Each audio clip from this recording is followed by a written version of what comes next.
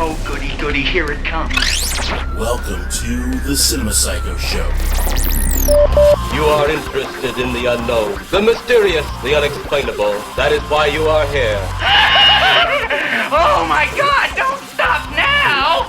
With your hosts, Brian, John, and Elaine. Welcome to the Cinema Psycho Show, the madhouse for film freaks and film fans of all types. I'm your host, Brian Collington, unfortunately not joined by my fellow co-host, John Woolscroft. It is just me today, and this is probably going to be our last episode for 2022. If you had been paying attention to our Instagram previously, we had talked about doing a Christmas-themed episode, which was going to be our last one. But, I mean, honestly, we had actually figured out exactly what movie we were going to cover. We were going to cover, actually, Santa Claus Conquers the Martians. I'm sorry to the Kirk Cameron Saves Christmas, or Saving Christmas, whichever one you want to call it. That one, unfortunately, didn't win out. And we were all set and ready to go to record Santa Claus Conquers the Martians, and sure enough, we had a little bit of an equipment issue that occurred on John's end. So we will be back up and running in 2023, but I really did want to spend at least one last episode and really recap what arguably might be one of the biggest things that's happened in this podcast. And that was our invitation and attendance at the Eerie Horror Fest. We've talked a lot about the Eerie Horror Fest. The past couple episodes that you've been listening to, for the most part, were recorded at the Eerie Horror Fest. And this was really, for me, the first time since really the start of the pandemic that John and I had been able to record in person. A lot of what we do is done remotely. So it was really awesome, honestly, to be back in person and to interview with celebrities and really be treated with a heck of a lot of respect and reverence by everyone who was involved with the Eerie Horror Fest. It's unusual for us. I mean, when we started this podcast, it was really just an idea of just, talking about movies and giving our kind of spin on things, or comedic, yet at the same time critical spin on things. So to not only be invited, but then have access to these guests was really cool. And these interviews, they are up on YouTube, so if you go to our YouTube channel at Psycho Show, you can watch them. And we did them to stream. But as we were wrapping up things, and I was thinking, like, what am I going to do to kind of wrap up for 2022? And I figured that I had yet to really release the audio versions of these interviews. We had released one in October, and that was the interview with the Addams Family, which is a great interview. Go check it out in our back catalog. But I realized that I had never released the interviews that we had with the other celebrities that we had talked to. I'm talking about people like Mark Patton, Carter Smith, the cast and director of Children of the Corn, as well as the pitch winner from the Eerie Horror Fest, and of course a surprise guest that we would never really plan on interviewing until it just happenstance happened, was with the producer and production manager behind a number of films, including Demolition Man, Die Hard 2, and one of my absolute favorites, this series, Tales from the Crypt, and that's Jackie George. So I wanted to take a little bit of time today and really just give you these interviews. I am going to put chapters in this, so this might be a longish episode, just because these interviews range anywhere from about, I'd say, 20 minutes to 10 minutes, but I wanted to put them all into one and just give you a little bit of perspective of kind of like where my headspace was at coming into these interviews, So the first one I'm actually going to jump into is with Mark Patton and Carter Smith. So Nightmare on Elm Street Part 2, for me, has a little bit of importance because it actually was the first horror film that I can remember watching. And when, in fact, when I was describing this to Mark after the fact, he said, "Oh no, what you're describing is part 1." I'm like, no. I remember some of the things that occurred in part 2, namely the bird exploding and the claws coming out of the bed, and Clue Lager in it as well. So, I clearly remember this was the first horror film that I have early memories of. Thank you, HBO, for that one. So, meeting Carter Smith, who has made films like The Ruins, and he was there promoting his film Swallowed, and then of course, meeting Mark Patton, we literally had to just set up as they were coming up. And I was nervous as all hell, and I'll be the first to say that I was stumbling a little bit in the interview because I was just like, oh, it was a whirlwind. Literally, we had just barely got our bearings, we got things set up, and we were already bringing in, and it was great, and the interview was great, and Mark and Carter literally were the most personable people you can meet, and hearing them talk about their film, and Mark talking a bit about his film, and then, of course, after the fact, going back and watching his documentary and kind of putting a lot of what he had mentioned into context, because I hadn't seen the documentary that Mark was part of that talked a bit about his experience and how the Elm Street franchise honestly was not very kind to him, and honestly did not help his career as much as a fan like myself would see. So it was really interesting to talk with him and then go back and watch a documentary after I got back from Eerie and kind of put all this together. And then to talk with Carter about, kind of making a horror film that is very much LGBTQ in its themes was interesting, especially for horror films that really don't go into that. So with that said, let me jump into our first interview for this special episode, and that is with Carter Smith and Mark Patton.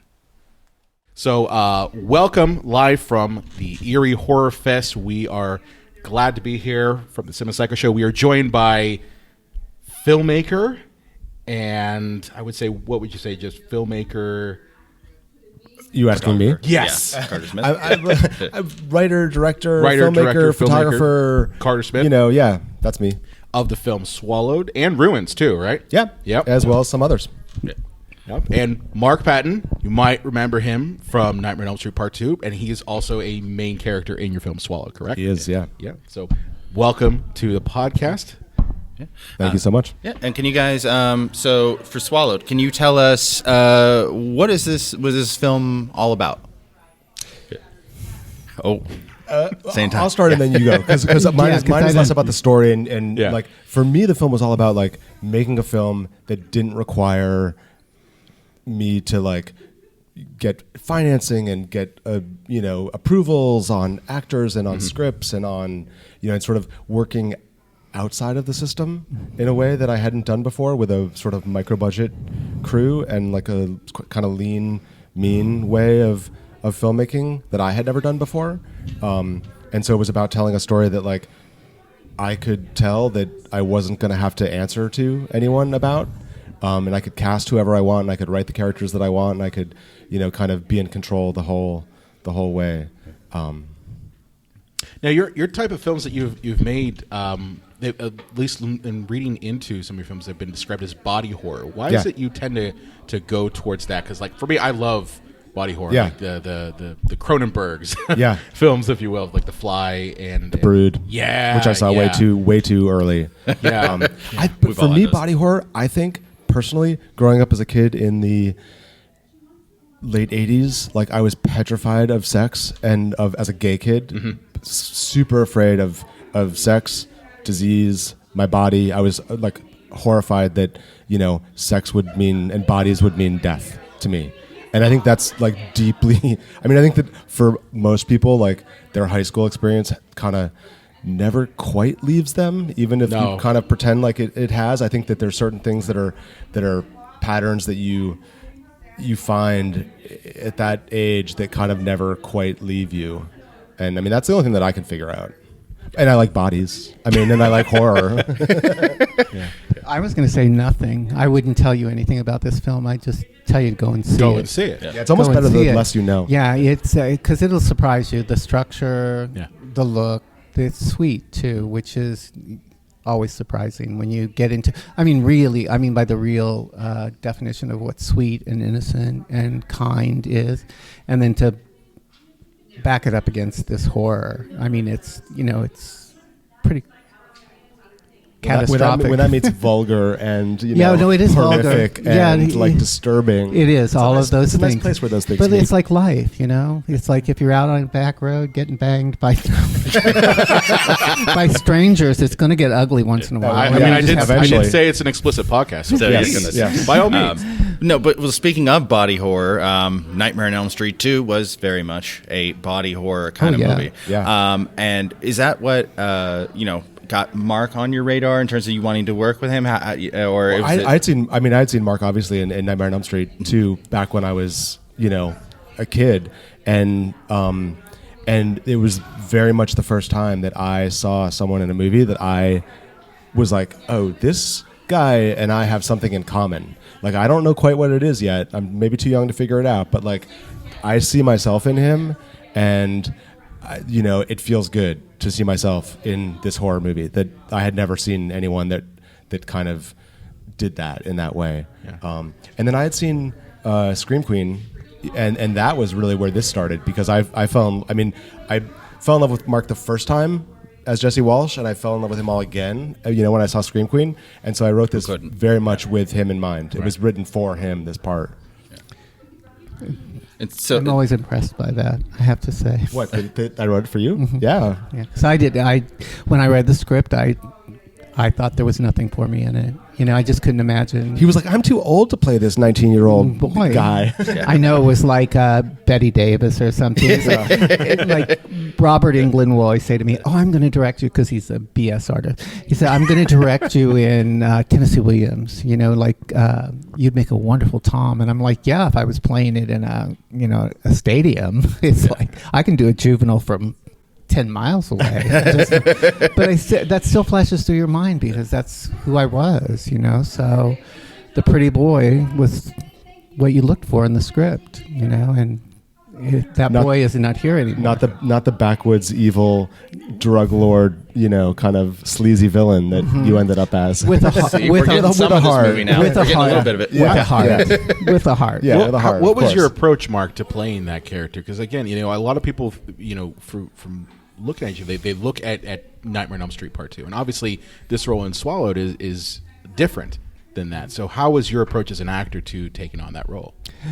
Well, I don't really want to say anything. I don't want to give everything away. Have you guys seen it? We have not. We want to see it. We're looking forward I don't to want to give tomorrow. you anything either. Okay. It's a big plunge, and I honestly didn't think I could do it. Mm-hmm. And so really, until I stepped through the door, there was a question of whether I was going to do it anyway. But I had vested myself on, honestly, I'm really blessed, and I get anything I want. All I have to do is name it, and it comes to me. And that's not bullshit. And I laid a lot of my esteem on the fact that my career was robbed from me. And I knew that I was a good actor. And I could talk about that all day long, because that scene in Nightmare on Elm Street 2, I'll put it against anything. The transformation scene in Killing Brady and all that. I love that. It's a beautiful, beautiful portrayal. And so I always got to go around and say, oh, if I had this, I could do this. And then this dude walked up and said, well, here's your opportunity to prove. Let's prove it. Right. Yeah.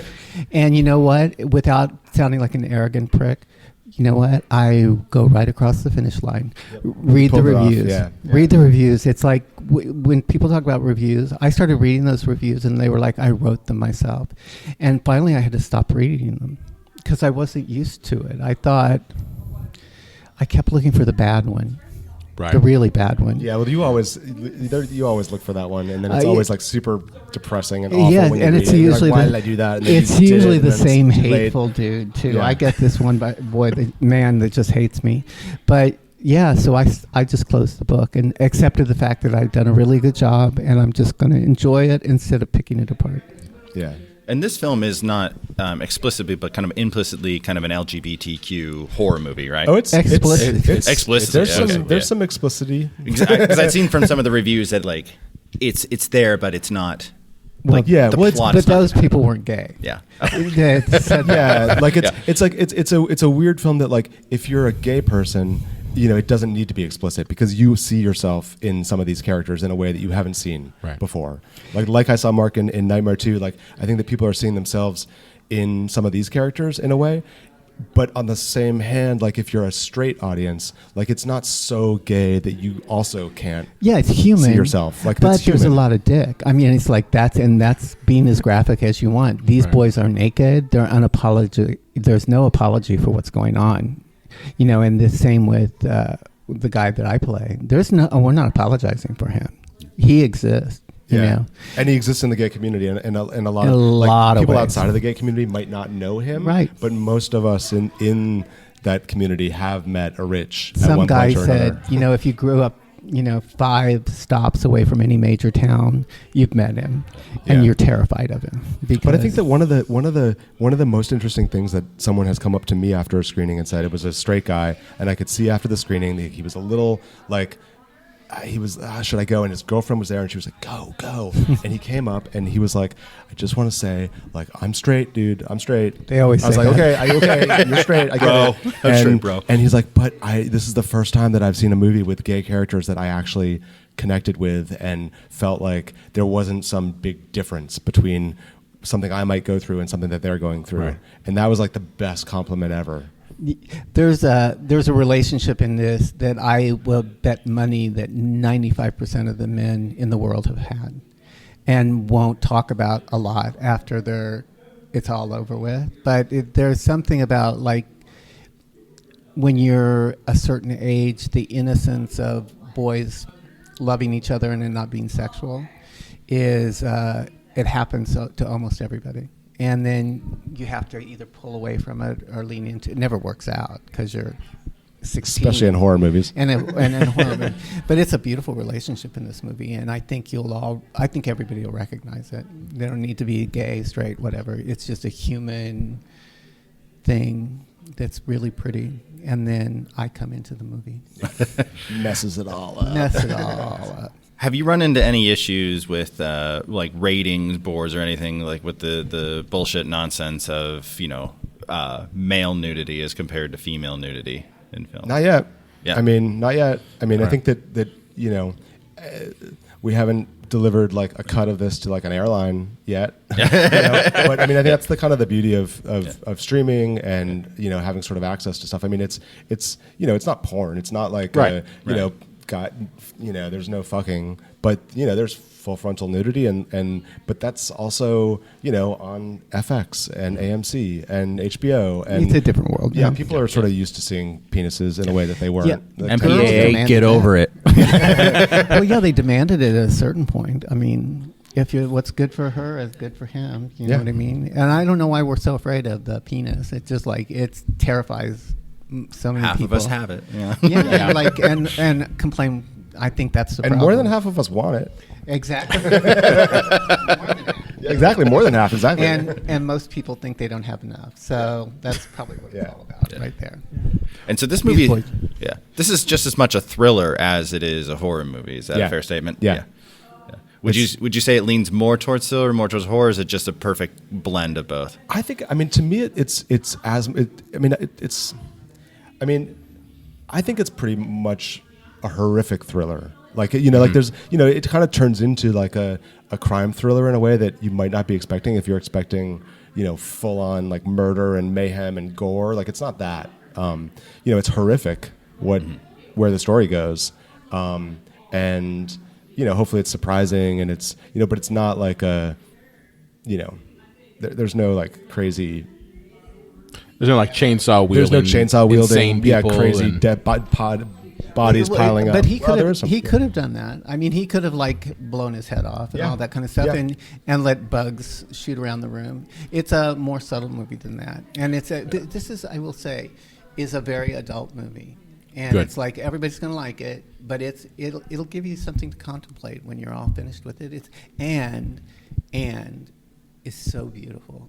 Like the framing and the way he shoots the faces. It's like, I'm really so excited to be in it. So that's high praise from an actor that he made ugly. I think you got a future, kid. Yeah. But no, just real quick, I know we're kind of getting towards the end here, but they're always saying don't work with children or animals, and especially insects. So what was it like working with? I mean, our insects were like the mosquito, because we shot in remote northern Maine, and so we were dealing with moose, mosquitoes, black flies. Like that was they weren't in outhouses. Outhouses. Yeah. I mean, luckily we didn't have children or animals. Did you have to have like an insect wrangler? Like I know we're hearing about the stories on Hellraiser. Like we they had a crew of 8 cockroach people. wrangler. We had no room for an insect But wrangler. the bugs are like not. We won't spoil anything for them. They're really beautiful, and they're hand manipulated, and they're puppets. Really, Yeah, it was we had like a little animatronic sort of practical. old That's school awesome. practical. Yeah, I we love didn't have any practical. digital money on this one. and we didn't want any. Yeah, we didn't want any. We want like- the money, but yeah. we don't want to do digital. Yeah. And that's so impressive for getting a quality piece out like you guys have here, for working with just like 8 people, such a minimal set, and you don't have to have 200 people to make an incredible film production. It gets in the Sometimes way. that's a benefit, to have it. Well, I think that what he has 8 people in a crew and 4 people in the cast really that are really all working at the top of their game, and it's like that small. It lets Jenna. She does her thing. Jenna Malone, who's also in the film. And she talks about not getting a payoff. She doesn't get a payoff, but she holds the tension all the way through. And they would have demanded that she have a big scene, or no, she's a good actor. She's at service of the plot. And the boys, Jose, they're wonderful, and they're new, but they're born actors. So they're not pretend. I mean, you know the difference. You see it when they walk in the room. So, and the acting in this is very fine. Yeah, and the crew was great, because I mean that was one of the bars that I talked about with every single person before coming on. Was like, okay, we're going to be shooting this, 8 miles off of the paved road in a place without flushing toilets, without electricity, without cell service. Like, are you willing to help us carry cases of water into set?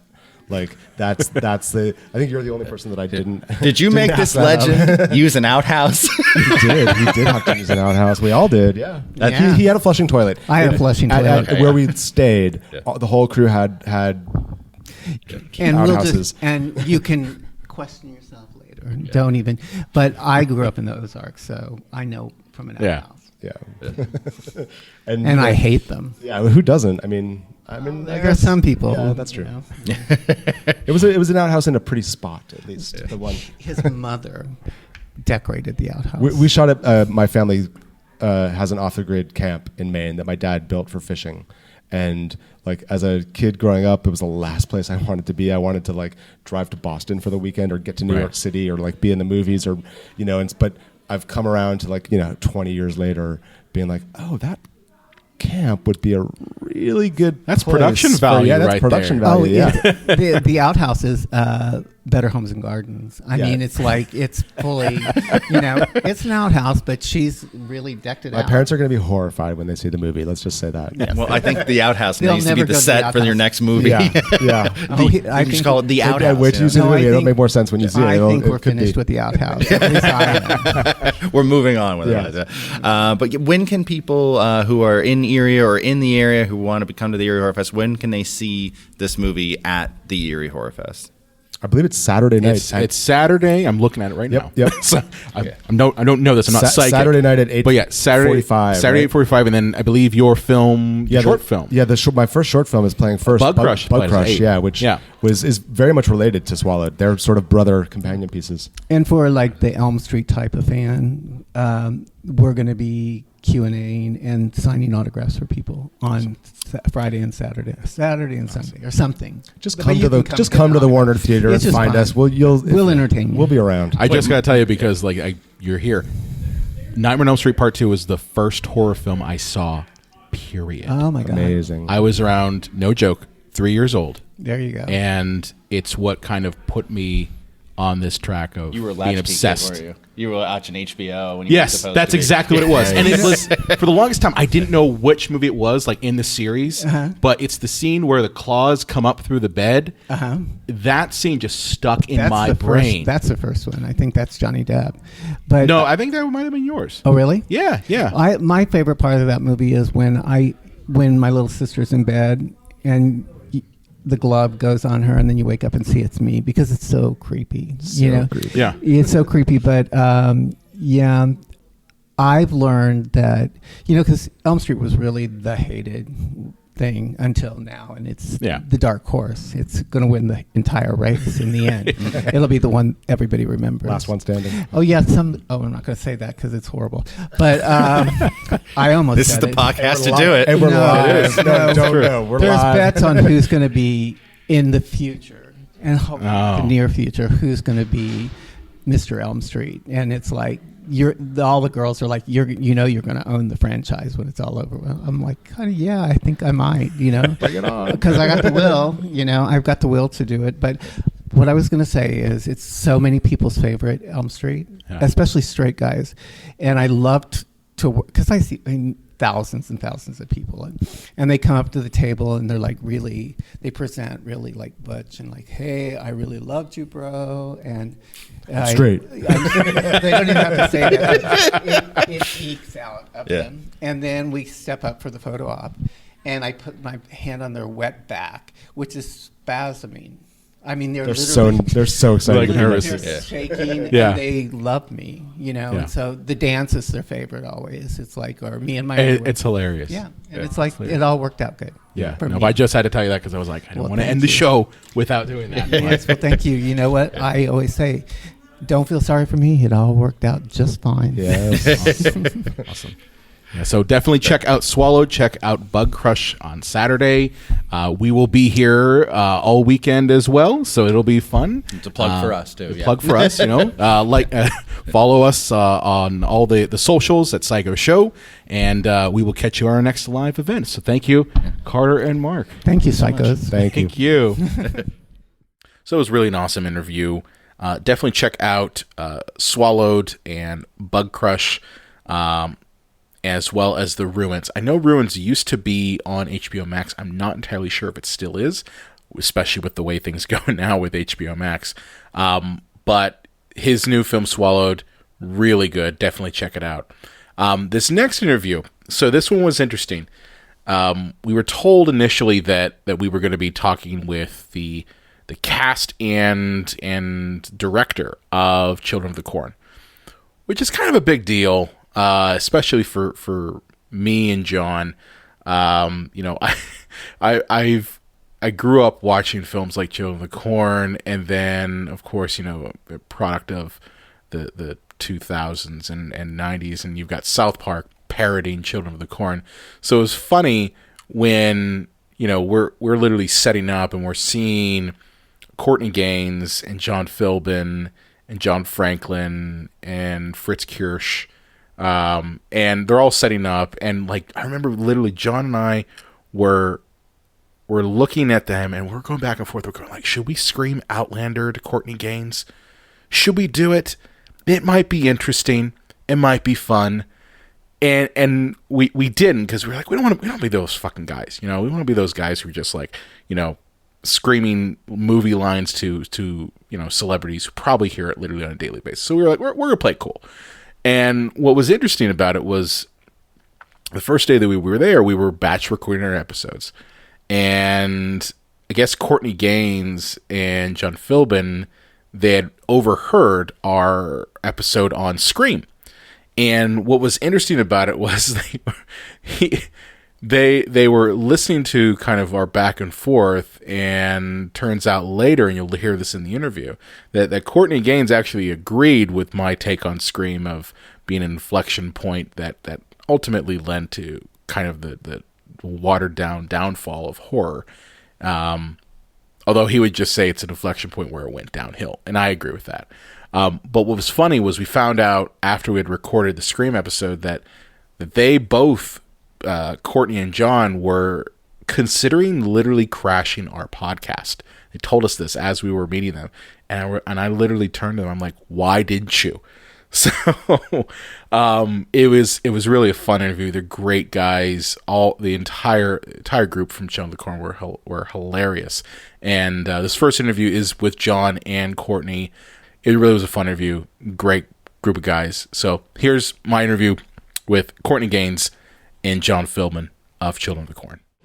All right, let's shoot the crap about corn. Yeah, well, we're already live. Perfect. Welcome back to Eerie Horror Fest 2022.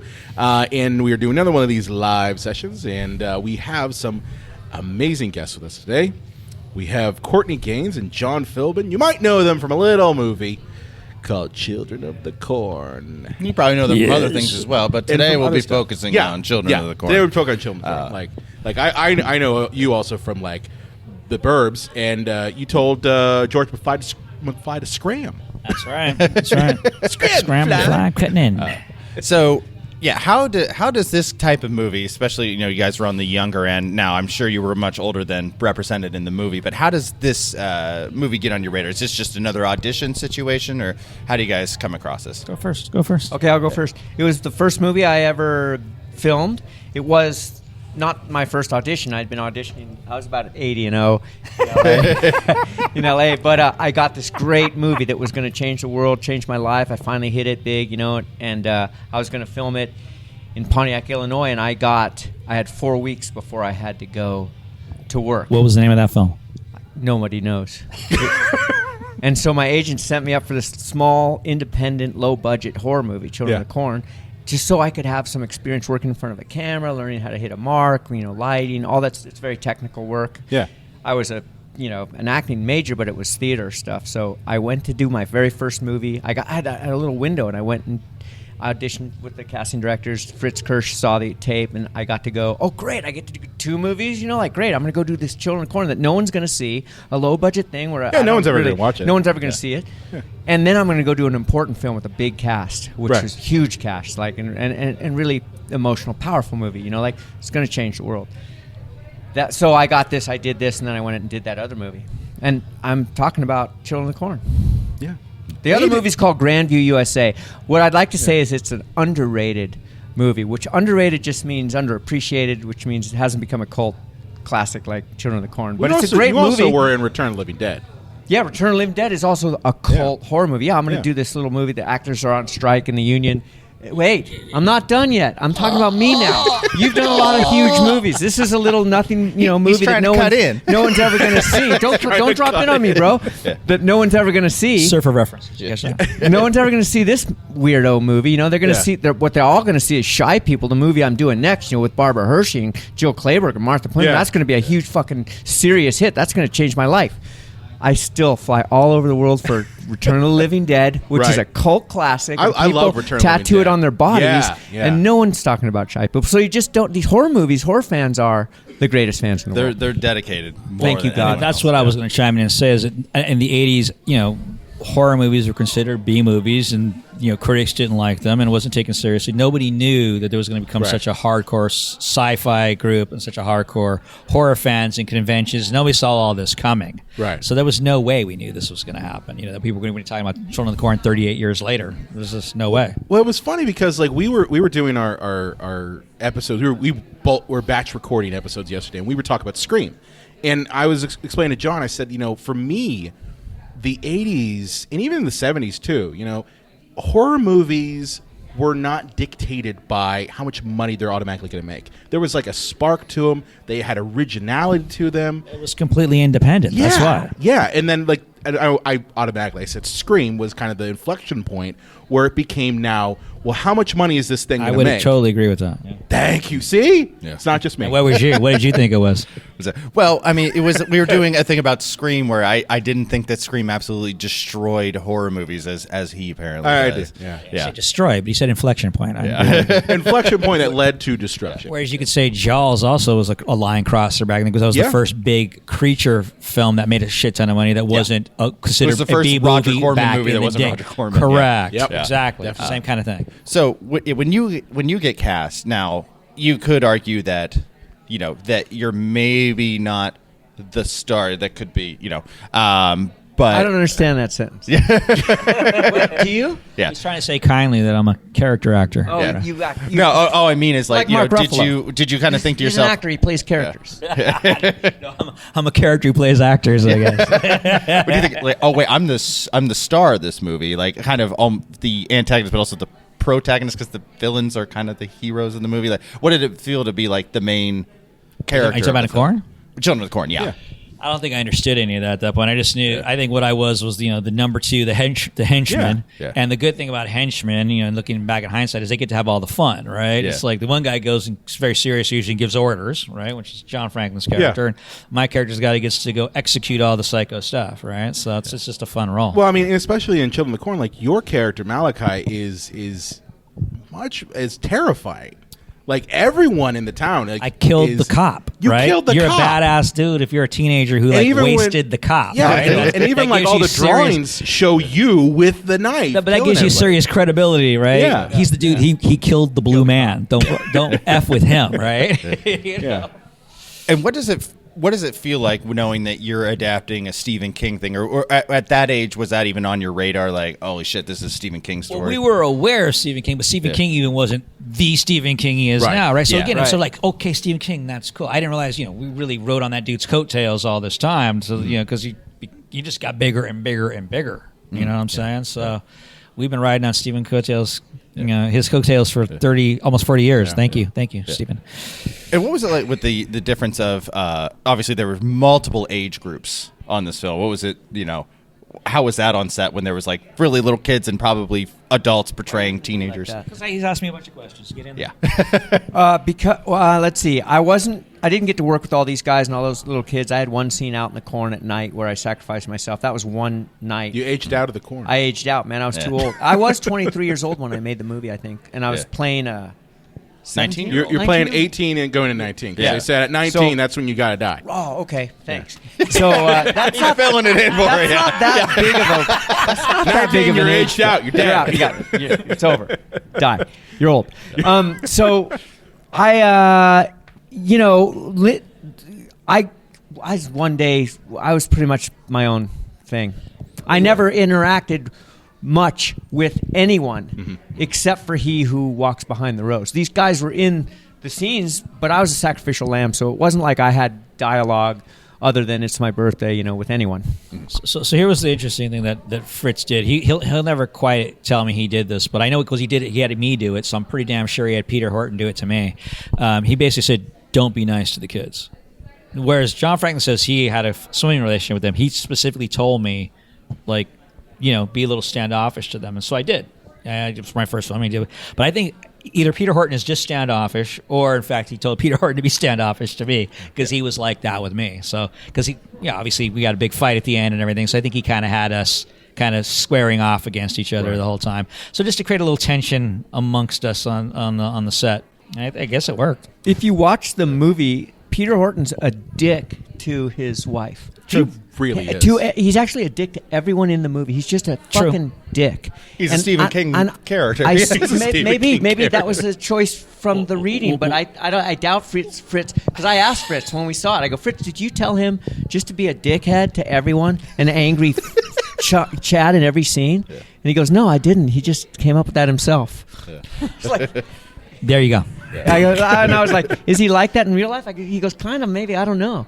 He's just always been a dick to me. I could tell you, I auditioned for, he was one of the producers on Grey's Anatomy the first couple seasons, and I came in, and he grabbed my resume, and he looked at it, and then he said, oh, you still have it on your resume. Good for you.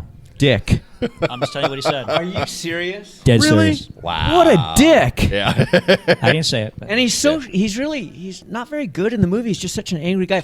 Well, so when you said he's a Stephen King character, is that something about Stephen King he'll write about just an angry guy that nobody likes? They're always angry. They're always the new doctor in town or the writer with a drinking problem. Right. Yeah. So maybe he did know that. Well, in the sci-fi remake, in the short story they were supposed to battle, the woman was horrible. Like she in the sci-fi remake, and by the time she got killed, you're like, thank God, like get rid of her. Like she was so mean to her husband in it. Yeah. But that's not a good move because you got to have your lead characters, You have to have You have to have some sort of cheering for them, right? Yes. Yeah. But I think that's what they didn't anticipate again in this terms, like we're talking about horror fans. Horror fans cheer for me and John Franklin, right? Like because that's horror fans, right? Yeah. Well, like we were saying yesterday, we're like, do we yell Outlander? We have your woman. Like, do we want to? I know you were tempted over there. We were really tempted. This is your chance.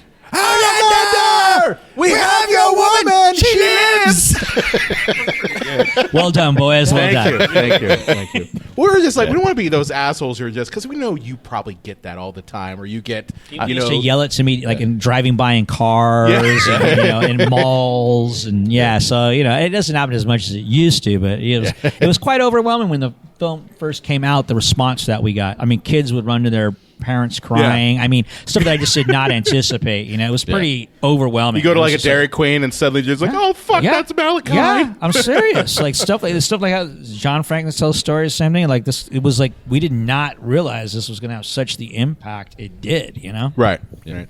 Now I do got to ask you. Children of the Corn has become kind of a culturally relevant movie. We look at that, and you even see it like in South Park. South Park did kind of a parody of that. No, not kinda. Straight up. Yeah, it was straight up. Did you see it? Oh yeah, people called me and said you have to see it. What'd you think about that? Oh, it was great. I was I was flattered. I mean, it's amazing. No, I mean it's part of the cultural lexicon at this point. Insurance company with that really famous girl. Yeah, they did. They did a whole reference to that. Yeah, two Halloween seasons ago. Yeah, comes out of again, and it's sort of like the mentality is maybe not everyone will get this joke, but the ones who are going to get it are going to love it, and they put it in. Yeah, it's still out there. Yeah. I mean, it's still being referenced in pop culture to this day. It's amazing. And when did you first notice that? When did it say like, oh man, people are referencing this? People want me to come to conventions. Like people are asking, when's the next? When did it become like, oh, this is a cultural phenomenon? This movie I thought I was going to make and move on and never think of again. You should answer that, and then I'll put my little 2 cents in. All right. Yeah. So I think conventions was when it really started to become super clear. Right? I mean, I knew it was a thing I was recognized for sure, but it was sort of pre-internet in a lot of, so I didn't realize, like that and The Burbs, for example. I didn't realize like how many people like love these flicks, and so conventions I started doing, I don't know, maybe 15, 16 years ago, and I think that's when it started to like really get clear. Like Fritz, this is only his first year doing stuff with us. Really? He'd gotten letters before and things like that, but he is blown away by like the fan base of these things. Yeah, the love. It's a great thing, yeah. So, and me too. I'm late to this party, but I've been involved in some other movies that are culty. So I knew that with the internet and with the cable and all that, I started going to conventions for Return of the Living Dead, but this is my first year with Children of the Corn. First year, like hanging out with these guys, and it's bitching. We're getting the band back together. That's how I feel about it. Yeah, this is like Mick Jagger and Keith Richards. Have you seen the meme of the shot where it's like when we're looking, she's on the cross and it's like so there's like 4 of us around looking down and it says greatest grunge band you never heard of. That's a killer. Like that is a killer meme. It looks like a record album. Yeah, I was like, I never thought of that. That's so smart. So what are the odds? With Halloween 2018, all that. What not any kind of sequel number, but just how they do it now. What about Children of the Corn, like 2024, 2025? What are the odds? Well, 2024 is going to be the 40th anniversary. Yeah. So if they were going to do something, that would be smart. Could be something where you guys could all play the adults now. Yep. And John Franklin did 666. He brought his character back and he co-wrote it. So it's been done once. There was a little talk of me doing something on that. It didn't happen. There was a little talk in the sci-fi thing. I was supposed to do a cameo, and then I got stuck in weather in Florida and couldn't make it. And so there's been a couple moments where I was going to be involved in the franchise again. It just hasn't happened. So maybe we're saving it for the 40th anniversary. Hell yeah. And I'll be like, don't go out in the corn, kids. Who owns the franchise? Oh gosh, Arrow seems to have 1 through 3 now because I just signed something for that right now. But Lakeshore owns the rights to the screening we'll be seeing tonight or whatever, and they charge an arm and a leg. Apparently, that's why it doesn't get screened more. They charge like 4 times more for a screening than normal prints. Just no Weinsteins, no Dimension. I think when John Franklin did it, it was Dimension. I don't know if they still have some of them or not. I don't know. It's bounced around a bunch. But awesome. Yeah. What sort of work have you all done now? Are you still acting? Courtney's a full-time actor. Yeah, I've been teaching surfing for and dog walking for 25 years, but I just started acting again, and really getting back close out to there. a bunch Awesome. of projects. Getting I've got a back out couple there. of projects in development around Are you able town. to talk about them? Are you able to talk about them at all? I can't really talk about them because I don't want to jinx somebody. Okay, fair enough. Fingers crossed. So I had a movie come out beginning of the year called Hellblazer. Not the greatest movie, but a bunch of recognizable horror folks in that. Yeah. I did a movie earlier this year called Revenge of Becky. There was a movie called Becky that came out in 2020 that was a big drive-in hit kind of action horror-ish thing. So we just did. So that's coming out 2023.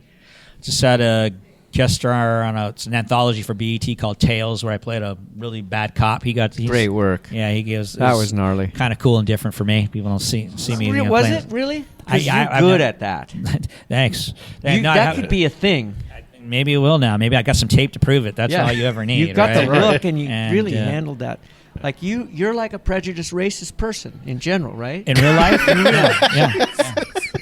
Because you With my mixed son. You're, Yeah. you're a corrupt Southern cop-like guy. I look like a cracker. There's no doubt. About it. Cracker. Yeah, no, you were great in that.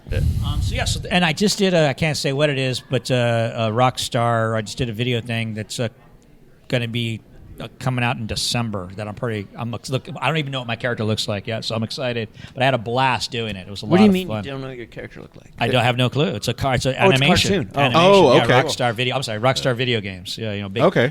Cool. Big. Yeah, like Grand Theft Auto and all that. Yeah. Those guys. Awesome. So that was cool. Just did that. So just keeping busy. And one final thing here, and John, I know you pointed out yourself that you were only there for a short period of time, so I'll point this towards you. Do you have a favorite scene, either to shoot or when you saw the film and you said, "Wow, that really worked," or "I looked super awesome," or right. It's not the favorite scene. Favorite thing was getting to watch the explosion. Like I stayed up all night, and I think I got sick. It was so freezing out there, but I'd never seen an explosion before. That was my first movie. So to stay up and watch them blow the shit out of this cornfield, that was awesome. It lived up to the hype. That was awesome. Favorite scene I always tell people is when I come in and say, we want to give you peace. And the reason I think is I learned as an actor, the less is more. Because so much of the stuff I was doing was like over the top and intense. Yeah. But probably the most chilling moment to me was when I was just really calm and gave that little creepy smile and said, we want to give you peace. I thought that was the most chilling moment for me. So I learned, as an actor, less is more. For me, it was during the scene when they're playing Monopoly and your knife just hits because you have this very innocent game of Monopoly. You already know that these kids are not supposed to be doing it. They're dressed in their parents' old clothes, which is already weird because they're dead. And they're playing the game, and they're talking about you, and they're talking about Isaac, and say, here's Isaac, and then, boom, knife comes down, and we just look up at you. That right there was fucking terrifying. Like, that, for me, was what my favorite. I'm kind of a methody type actor, and so when I'd get called in the trailer and there'd be a walk through this sort of thing into the cornfield or sort of cut out this area, I'd be getting in character. By the time I got there, I'd just be totally psyched up, right? And then Fritz, the director, would be like, okay, so you're going to walk here and you're going to say this. And he'd be looking at me. I'd just be like, you understand, Courtney? I'd be like, yeah, just roll. Yeah, because I was all in already. People looking at me like, "Is this dude like what's wrong with this dude?" He's really gonna kill one of these adults. That's why I wish I was one of those actors who'd be like, "Hi, how you doing?" Action, I'm dead in, but I'm not. I'm a kind of like a guy who likes to psych himself up to go play the football game. You know what I mean? I got to get myself in the state of mind to do the job. Awesome. So. Yeah. Well, please tell me it was catering, method catering. It was just corn corn chowder. Had to have a corn reference, right? Popcorn, yeah. Forever be associated to corn and corn jokes. It's impossible to not get out of it. Yeah. And the name was Courtney, and people even, I live in a Chicano neighborhood, they call you Corny. So she was already destined. Oh, God. Yeah. So every Halloween, a pile of a couple ears of corn just show up at your doorstep. Yep. Awesome. Well, guys, can't thank you enough for coming. Absolute and pleasure. Just shooting the bull and keeping it real. And it's pretty horrible, as well as you guys know. I imagine that's what we get every time we do an interview. Are you going to be at the screening tonight, you guys? Yeah, you guys coming to the screening? What's that? Yeah. Oh, good. Yeah, we'll do the Cool. screening for it. Yeah, that'll be fun because Fritz gives a lot of insights and stuff, so it'll be good. Yeah. So there obviously is a screening at the Eerie Horror Fest tonight, 8 p.m. Be there. 8 p.m. tonight, which is Friday. Friday. Yes. So make sure you're out to that. But look, if you can't make it out to Eerie Horror Fest, you can find Children of the Corn on the internet. It's almost sold out. There's a few tickets left. Get on down here. Yeah. So check it out and check out all of the rest of their work because, those royalties don't just come in out of nowhere. So check out their work. Make sure you pay for it. These guys can get paid. They're good people. And, appreciate it. Thanks for that review. Yeah, thank you, guys. Thank you, guys. See ya. Yeah, so as you could tell, that was a awesome interview. I did get to scream Outlander, We Have Your Woman, to Courtney Gaines. John and I both did. That was maybe one of the highlights of the entire Horror Fest, not going to lie. But we weren't done with Children of the Corn. No. This next interview is actually with the director of the film, Fritz Kirsch, and John Franklin, who plays Isaac in the film. Now, what was interesting about this, and I didn't know this at all at the time when we'd interviewed Fritz, he had mentioned this, that Fritz actually was he mentioned that he got his start in commercials. He actually created the first Hot Pockets commercial, which I had no idea. And I was like, that's amazing that you go from Hot Pockets to murderous children. But he lays out exactly how he got involved, and it's really a hell of a story. Now with John Franklin, he again, just like with Courtney and John Philbin, you could tell that they have a lot of fun going to these conventions. And I found out after the fact, I didn't know this at the time, and I actually overheard this from another podcast that was recorded right next to us. That was from the actual city of Eerie.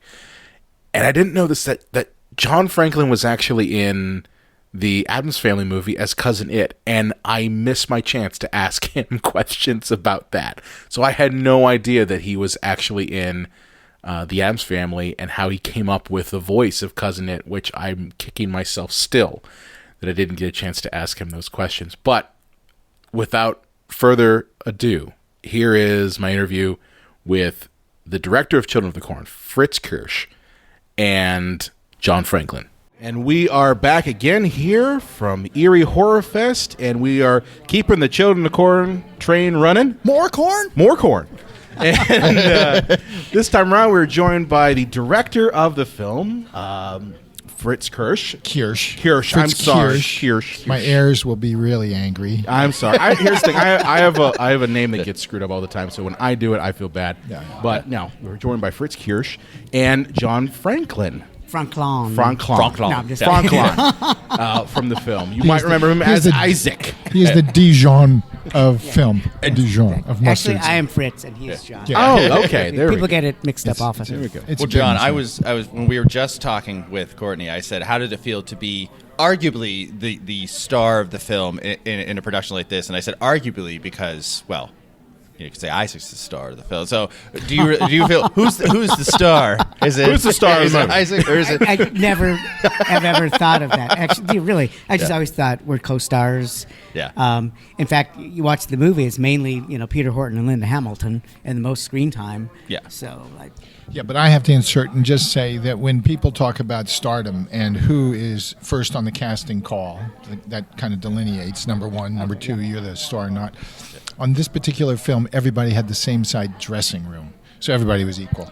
There was no star. Everybody was the same thing. And so just kind of going from the beginning, as a director, like how did you come to be a part of this project? Was this script brought to you? Did you how did this all originate? Well, it's a kind of interesting story, and I don't want to be boring and lengthy, but in shorthand, I was making television commercials at the time. I had a business partner, and we were very productive and happy making this is good tasting tuna, and this is my Chevy, and all those kind of things that at a late 20-year-old kid, it was a lot of fun. And we employed a lot of people to make these short one-day events happen, commercials. And one of the people that was with us regularly, production manager, took a job at a new company, the New World, recently purchased at that time by two lawyers who bought Roger Corman's name, company name, not a library. So they needed content, and they went out and they scoured, and they found this particular story that Hal Roach had purchased for resuscitating the Little Rascals. He bought it from King. And that particular version wasn't really good and genre specific, and it was different, and it didn't work, and no one would buy it. But the thought was, let's turn it into a genre specific story, capitalizing on the fears of kids. So this particular man that worked with us was an executive at the studio and said, you two guys can make this movie. You can do it quick. Come on. We got to do it. We got to make movies. Quick is the And we opportunity. quick. And cheap.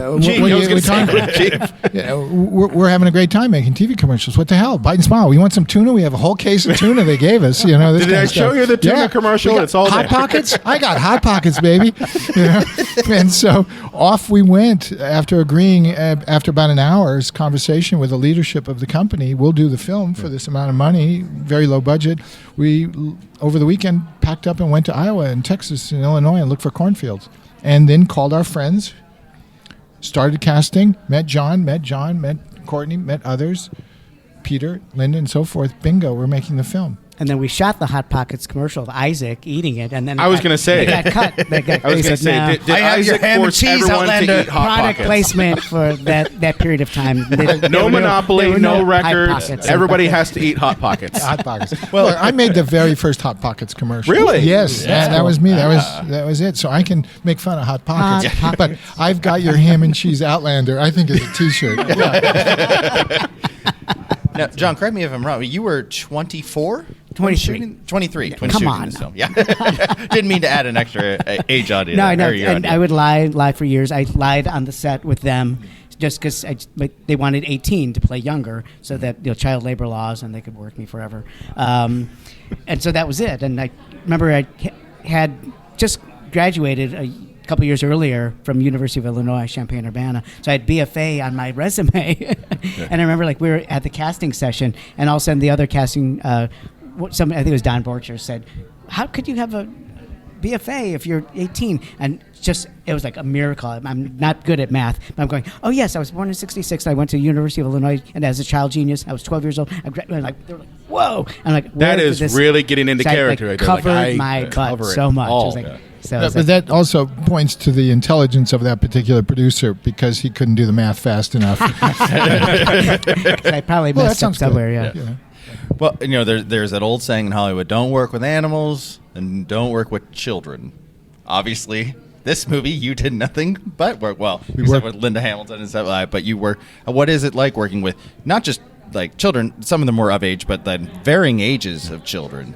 As a director, how do you approach that? Well, there's a lot of John brought it up, child labor laws that control the time element, the work time for children at different ages. So depending on an age, they can work for so many minutes, hours, or the day. So you have to kind of calculate, but you absolutely calculate the time they can work, when they have to have recreation, when they have to go to school, and so forth. And then you hire body doubles, and you organize the architecture of the blocking the shot so that we see the back of their double and shoot the front of John, and we switch them out so one can go to school and one can be on camera, and you work that through. And after making this film, I got a lot of attention for working with children under 18, so I got a lot of offers to make more children's films, and it becomes a skill. You polish it, but it's hard. It really is. And it's frustrating because John could stay the whole day. Right. But the scene partner could 20 minutes, maybe 3 hours. So it's like, how do you get your coverage? And then John's cool. when that's the case? And then the other, they fall apart, and John doesn't like it, and we got to go back. And then I just say, fine, on to the next one. Get another kid in here, and let's go. Sarah and Joby were the main, that they had the leads, big parts too. So. So, John, how did you approach the character of Isaac? I had just done recently, 6 weeks earlier, moved from Chicago, and I did The Innocents, the play. There's a movie version of it. So I played the possessed kid in that, and Theater on the Lake in Chicago, where I, spoiler alert, I die at the end. The character dies. So I kind of was channeling that, and then I just got I was always a Stephen King fan. I always loved reading the books, and then I watched a couple late night preachers just to see that, and I said, well, I like some of that not. Especially in like 1984, that's a different type of late night preacher than what you brought to it. Right. So I just took parts of that and just went with it, you know. But the hair, that's a funny story, the way I looked like Spock, is because my first SAG job was a Star Trek Atari commercial, being a Vulcan. Really? So Werner Kempler, who did Leonard Nimoy's makeup for the series and the movies, did my makeup, cast the ears, and I was a full Vulcan. You can see it, it's probably on YouTube somewhere. Right. So I was like, they were cutting my hair, and I'm going to do a movie in Iowa next week with the Vulcan haircut. And then I got to the set, and they're like, yeah, this is cool, this is weird, yeah, let's go with it. So they just left it, so I have the Vulcan haircut. Well, it makes it like part of the whole mystique of the character. Like in the first shot where we see you just in the window of the diner, and you're just dead staring at the camera, like you already know everything about that character. This character has everyone under control, and it's just manipulating them to do the most graphic, horrible thing possible to the parents. Oh, and it's just, I mean, whether it's the haircut or just, I think it's just the dead stare you give. It's just so good. They invited Peter Horton, Linda Hamilton, and myself to like a small screening. One of us was going to get chosen to do a national junket tour promotion, and so we got to watch it early before it was in the theaters, and that freaked me out the first time. I'm not getting cold chills now, even when I saw just go like that in the window. Like, whoa, because you have no idea what it's going to look like. And they didn't want us to watch the dailies because they were sending it back and forth. They're like, no, it's not cool. I think we watched it once, and then you guys were like going, no, you don't, no actors allowed. Yeah, it was so unsettling because it was like Spaghetti-O Charles Manson. You know what I mean? Like you're just like a little Charlie Manson, just complete control. Charlie Manson. Yeah. Explain that to me later. Yeah. But no, I think in when you put film together, it's so often people write long speeches and so forth in scripts. This is what the character will be, and I'll voice these kind of feelings and emotions, and you'll understand me and all that kind of stuff. And then sometimes the wardrobe does the acting, and all you need to do is take advantage of a viewer's thoughts and histories and say, the viewer will get this. Add the music, add the camera.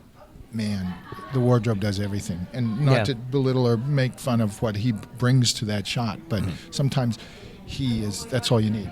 Is that a short joke? He's everything. Belittle, short joke? No. No. I never thought of it that way. Son of a bitch. What was it like? Whispering. Oh no, you're completely fine with that. Oh yeah, yeah. You can drop as many. We're an explicit podcast, so you're good. You're good. And so, what was it like shooting predominantly outside? And what time of year were you guys shooting this? Was it September, overly October. hot? Was it overly cold? Was it a good time of year to be shooting? Hell, freezing. Yeah. It was the irony of it all is that we ran off to look at different places around the country, identified Iowa, that particular section of Iowa, and the small towns that we shot in, and said, we'll come back. That was July, I think. We'll do our planning back in Los Angeles at the company, and then we'll all motor up here, fly up here, and we'll organize the company, and we'll start shooting in September, whatever it was. And so when we scouted, beautiful fields of corn, up to the waist. Everything was wonderful. We were going to make, that's exactly what I imagined, an ocean of corn, a little island of a town, isolated. Oh, idyllic, this is cool. I'll get back in September. Everything's dead or been chopped down. We didn't read the Farmer's Almanac. We're just dumb. Yeah. And we didn't realize that things go fallow or they're taken down or just nature or it's time to harvest. And so we ran around. And spray painted corn green. Did all kinds of reparation or, tomorrow we'll shoot here because that's gone, that side of the street. Yeah. And then night would fall and everybody would bring out 3 layers of clothes. That was really So when cool. you lit the cornfield on fire and had that explosion, you're all like, whoa. Oh, it was toasty. Yeah. And me being from Chicago, idiot, I come back to Iowa and I didn't bring a coat, a hat, gloves. So my first day off, they took us to a mall that was actually built where there used to be a slaughterhouse, and you could see the grease on the walls. And I bought a coat and hat. And I still have the hat too. It's like deteriorated, but. What was it like, kind of trying to adapt a Stephen King story? Because when you look at, say, The Shining and all the drama that came from that, of Kubrick adapting that and then his reaction to it afterwards, was there any pressure on you to try to give that story justice, or just knowing that you're working with King's work? there's a lot of respect for the author in all that we get to do at any given time, in any form of presentation or performance. We always respect the words of the author and the thoughts and the concepts that drive those words. But in this particular case, the original script was not... Stephen King's version of his novella in script form was not received very well because it had a different direction. And the studio wanted to capitalize on the fears of children, basically, and they realized the market, ticket buyers, was this age group, particularly young boys and girls. So how do we change that to get into those areas where kids would be attracted and buy tickets? So the producer that we were joking about literally had a pair of scissors that cut cloth. They're like 12 inches long. And we took Stephen King's story, along with the writer, George Goldsmith, who's credited with the screenplay. And on Saturday, about 4 of us sat, and the producer would read a page, and then we would choose parts of it we thought applicable, and he would just take those shears and cut sections of the page out and paste them onto another piece of paper, and that became a semi-continuity, and then George added more to it, and we turned the film into what it is more about or what it became. So it was a pair of scissors that really rewrote the script, and then the genius of George really turning something that was staccato in nature into something smooth and symphonic. It's also scary, though, for adults, anyone over 18, because they're going, oh, my God, my kids are going to come and kill me after they see this movie. A lot of people have come to conventions and said, now I was a kid then, and now I'm an adult, and I'm worried about my kids. It's many years later. So. But, the story itself, the goal was to make a film about dogma, about challenging authority, and to realize that what we want to do is not to bring a voice forward to children and younger people that enables them to believe people and just follow them. Right. Don't just take that word. Go against the grain and realize what's going on and think about it and then make your choices. So I remember the big argument we had, and we ended up calling it, at that particular session with the scissors, the Captain Kirk speech. Peter Horton's ending speech. I know, you believe in that? And that had to justify the point of view and the theme of the story. And so it was very, carefully, words were chosen back and forth. And no, it's a wake of the time. Fuck that. Just slaughter the kids. No, you can't slaughter the kids. We've got money invested in wardrobe. We got to, we might do a sequel. It was his birthday, he was feeling a little high and mighty, very proud of himself that day, So, John, were you presented from the beginning that this had a supernatural bend, or was it presented to you more of like, okay, Isaac's character is that he's just this genius, malevolent force of evil, or did you know from the beginning that there was some underlying like supernatural force that was guiding his crusade? I mean, I was so scared and terrified because it was my first feature film, and I just wanted to do my lines perfectly, and they did call me One Take Franklin, so I was like, that was great. I did my job and got through the shooting and did hit all my marks in the time. So as far as, I don't even remember the character description. I'd have to go back because I've got this original screenplay. But I just kind of did my own thing, and I just knew I wanted to be looking, 12, 13, to have this gravitas of the character. So I didn't really think about the supernatural aspect. Looking back later when I co-wrote 666, definitely we thought, okay, Isaac was kind of possessed, and that he was channeling He Who Walks Behind the Rose, and a little bit more intellectual level. But when you're terrified and you're just trying to do your lines, you're just like, okay, not going that far. And how we physicalized the supernatural really was almost spontaneously thought of. We were out there, no idea. When I went to speak to the leadership of the company about the movie, and the question was, what's the monster look like? I don't fucking know.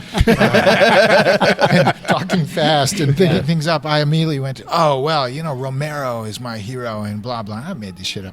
And then it's everything we're afraid of as a child. It's that noise in the dark, which I glommed onto and held onto, and that became kind of the mechanism that drove the inventions that we came up with when we actually had to physicalize everything later. Yeah. But in the script, there was nothing written about what this monster, this supernatural thing was. But to me, that the idea of you just see, the winds whipping around and towards the end, and then the plow thing going through the dirt, and that was really cool. But then they added later on the Grinch kind of thing coming up, and I go, oh, that was kind of disappointing for me. I was like, because I didn't want to see anything. I just thought that was far more terrifying just to see the dirt go. It's the light you don't turn on. It was the sound design on that for the monster. That was what and the music, got it for me. like Jonathan the music on top Elias. of it. Greg Barbanel did all the sound at a place called Mag City, and I think he's one of the top Foley artists now in Hollywood. But he was an independent guy that had a company that just re-recorded, and we went in and let's make a roar of a lion and a railroad train whistle and a blah blah, and we just amalgamated or aggregated all these different sounds and combined them. So when do you remember this becoming like a cult phenomenon, and it's just like, oh geez, like I'm getting invited to convention, everybody like loves this thing, people got tattoos on their body, all that kind of stuff. And that's scary. Yeah. When do you remember that happening? Like, because it's probably a movie that you shot and you moved on to the next one. He's been around this a long time. He and Courtney are really responsible for the other two of us being here and being part of this, because this is big. But you started this. It's actually Courtney started it with our manager Chris Rowe, and then Courtney said, "Hey, come on, join the party." But it was not even before all the convention stuff started. It just became more of a thing. It was like people would still recognize me in public, and it was actually a negative thing at first with the casting directors. I was up for a good co-star part. I can't remember the name of the star. I want to say like De Niro or something like that. And the producers just said, "Oh, he just did a horror movie. No way. We cannot have him in a big De Niro movie or whatever it was." So it was hurting. Nowadays, or even like 10 years ago, everybody wanted to. TV stars were dying to be in horror movies. Jennifer Aniston started off in horror movies and Leprechaun. Right. Watch out, he's gonna blow. But I guess it did snowball, and then once Courtney and I started doing conventions, and you would suddenly see like the row of people lined up to meet you, and it's like, so it's very wonderful, and it's just and touching that it still it makes people strong memories. So yeah. And, I don't know if that answers your question. Oh no, absolutely. No, it does. And lastly, here, I'm sure as a director, I'm sure you're going to say all the scenes are my baby, and I love them all the same. But I will ask you, do you have a favorite scene from the film, either the shoot or that when you saw the final product or anything? The very first scene that I did after I flew out to Iowa was the big walking around the scene, and then. And I was, again, terrified. And here's your mark. Every time you do a line, you've got to end up at this. And they would put corn stalk or whatever on the ground because they couldn't have it show up. So that was just my first scene. It was a big scene. That was the whole thing. I'm preaching to the kids. And it was just so memorable because it was my first feature film. And here I am doing this. And I felt like I nailed it, and then they came up with the idea at the end to look into the camera directly, go at you, and that was like, whoa! So it kind of broke the fourth wall. But watching it, I thought that was really cool. Yeah, that was the point. I think I kind of agree with you that I like that because of the blocking and moving around, and there's a fluidity to it that gives a sense of activity, and the frame's not static, the world's moving, and all this kind of stuff. That cinema theory crap. Anyway. But I really did want that let's have him speak to the audience at the end. Yeah, and I got shit on by the studio people. You can't do that. It won't cut together. That's a terrible thing. Really? He looked right at the camera. That's the only take. What's wrong with you? And I kept saying, no, he's looking at the audience. Just leave it alone. It's absolutely very powerful. It will scare the person to be recognized in their seat. That's the point. Don't you understand cinema? That is the whole That's whole what it's all That's about. what horror movies are supposed to do. In theory, elicit fear in your audience. That's what we they're call as trying to do. proxemics. How close we are to the speaker, social distance, intimate distance. I wanted that intimate scare and threat. So I like it. I really like it because it works. So shall be the unbelievers. Awesome. And still got it. Still got it. The dog. He's the big dog. Well, guys, thank you so much. Unbelievable movie. Still holds up to this day. I can't believe I heard that we're coming up on a 40 Your anniversary of this piece. 2024. Should it get the Hellraiser treatment? The Hulu Hellraiser treatment? What is the Hellraiser treatment? Because I've never heard of that. Well, just that they brought back for there's a new Hellraiser on but Hulu. It's that's actually being I'm not given familiar. by. I thought there was just one Hellraiser. It wasn't a very good film, was it? Did it make any Hellraiser? money? There's a lot of them. There's a lot of You're them. joking. Like Halloween There's a lot of them. 2018, Son of a Children bitch. of the Corps in 2024. Yeah, you know? no, I think that's how they'll remember it. Yeah. That to get that treatment, I understand completely. Yeah. I know what it is. That would be phenomenal. You guys can all play the adults now, and you'll be murdered by the new children. You know? Right. I'll be the gasoline guy. And the, Sarge, practice this line. Sarge. They got Sarge. They got Sarge. Awesome. Well, Children of the Corn is playing tonight. Yes, and I believe you're going to be doing a little bit of commentary on it. Yes. And that's, I think, at 8 o'clock tonight 8 o'clock. and the Warner Theater at the Eerie Horror Fest. And obviously, we mentioned this when we talked with Courtney and John, but go find the movie. If you're not able to make it down here, the movie is fantastic. It is. There's nothing else like it, honestly, when it comes to child horror. Like, that's kind of the Agro horror. Agro horror. Agro horror. Corn horror. Corn horror. Corn horror. Well, again, Fritz, John, it's been amazing having you here. Thank you. And that's it. We'll see you next time. See, we'll talk to you tonight. Okay, Sounds good. Yeah. Indeed. Thank you. Okay. We'll give you a question that we didn't think of. You know? Exactly. Yeah. All right. Thank you so much. Cool. I think what I love about this last interview was just how Fritz really was given a directive to make a scary movie from this property from Stephen King, pretty much fast and cheap. And really his eye as a director and his eye in crafting the story is ultimately what helped make Children of the Corn the film that it is. You know, he said that he really wanted to dive into the terror of children and really make that the selling point and make that fear of something that is inherently innocent. Children are inherently innocent for the most part, and make that kind of the centerpiece of this film. And everything kind of supports that. And I loved hearing that from Fritz. Now, this next interview is actually with a young filmmaker named Braden McLean, and he actually was the pitch winner at the Eerie Horror Fest. So the Eerie Horror Fest, they basically do this thing where it's a pitch competition. A bunch of people basically submit scripts, and they have pitch decks, and they basically pitch their film to celebrities. And the prize is that your pitch basically gets looked at for development at a major studio. So this filmmaker, Braden, he had won the pitch competition, and we at the last minute literally got him up to us, and he was like, okay, go ahead and interview him. So we pretty much went in and really was just like trying to give him a platform as much as possible to talk about his film and, you know, really give us this story of you know, how this how he was how he handled the pitch session, and two, just what are kind of the next steps for him. So without further ado, here's our interview with Braden McLean, the 2022 pitch winner at the Eerie Horror Fest. And welcome again from the Eerie Horror Fest. You have the Cinema Psycho Show, myself, Brian Connington, John Woolscroft, and now we're joined with a very special guest, a pitch winner, Braden McLean. Welcome. Thank you guys for having me. Welcome. Yeah. So, if people don't know the Eerie Horror Fest, that they do more than just show films, have vendors. They have some really cool things like demonstrations, but they also have pitch meetings. And I know that kind of thing can be very nerve-wracking, and the whole do the elevator speech kind of thing.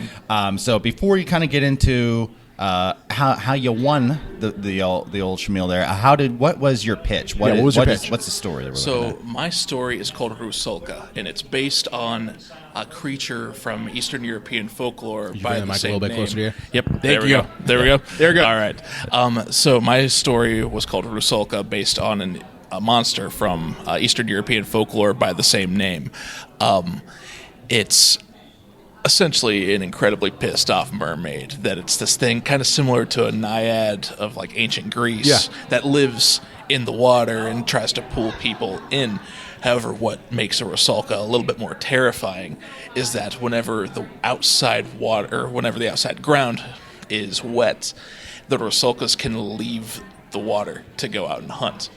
And the only way that a rusalka is created is whenever a young woman drowns at the hand of another person in a body of water. So our story follows this brother whose sister has been turned into a rusalka, and the drama of him trying to protect her while also protect himself from being hunted down by this ravenous creature every night. So what does happen when it rains? Is it just free game? This water hitting everything? Yeah. It is supposed to be fresh water. Okay. According to the legends of it. Yeah. That anytime that the water hits the ground, it becomes open season. Whether it's daytime, nighttime, especially because nighttime when the dew falls, suddenly it becomes a playground for it. But one thing that I specify in the story is that these rusalkas, their eyes are entirely dilated across their entire eyeball. So that light is really bad. At nighttime, they are able to see, hunt. They can get anything. But in the daytime, it's the exact opposite. And they have to survive off of smell, hearing, anything. So it becomes a little bit more survivable for our protagonist. And it really is just this ravenous yet smart creature that's trying to hunt down her brother. And so is this just a brainchild you have right now, or is it a short story? Do you have a full script, or is it just in the creation mode right now? Right now it's still pretty much in creation mode because as much as I love writing, I hate whenever somebody points out something at the end of a second act of an entire feature that I've written that is going to completely erase the next following 40 pages of an entire script. Right. So as long as I can live in beat sheets, call me a procrastinator, but I try to live in beat sheets for as long as I can up until it's time to start putting dialogue and action lines into the script. For our audience that don't know, what is that exactly, beat sheets? Beat sheets, it is similar to kind of a game plan. Right. That this is where I start off. All right, what happens next? What happens next? Any sort of big emotional turns, twists, actions of introducing a character falls off a cliff, like whatever happens in the story that is going to make an impact that affects the rest of the story goes into your beat sheet. Right. So for myself, any event that happens of this brother arriving home to find out that his sister's been turned into one of these things after an accident, it's a lot easier to rearrange of, hey, what if we have this scene happen a little bit earlier rather than have to rewrite an entire 5-page script that has already been solidified. And yeah, like I said, call me a procrastinator, but I try to live in it for as long as I possibly can. Have you ever dived into actual making your own films, or are you strictly just a writer? I have. I actually just graduated in May with a directing master's from Chapman University out in California. Awesome. And I like writing my own scripts. That being said, it's a really fun challenge to direct something that somebody else has written, because then it's your interpretation. Excuse me, as I knock over your guys' display here. Professionalism, what is it? There's this really nice element that's different in directing something that you haven't written versus like this one in Rusalka, how I've written it myself. Whether or not I direct it or not, that's to be determined, and frankly up to the gods. But so I was going to say, what are kind of the next steps now that you've won the pitch competition? Right now I enter, for winning the competition, I win a consultation package from Blood Oath, who is a partner and sponsor, I believe, of the Horror Fest this year. And now I go into meetings with them to see exactly how feasible this crazy story of mine is to actually see it on screen someday.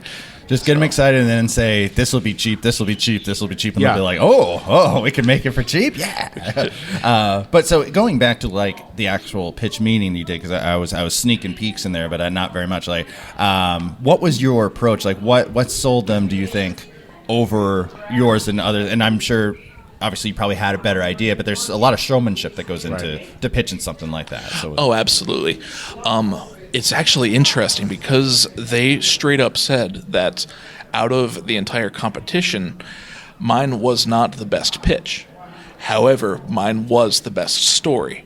So for them to be able to, because it's a sales meeting ultimately, and they want, especially Blood Oath, they want to be able to take the best possible story that they see as a viable business option and be able to turn that into a product of theirs.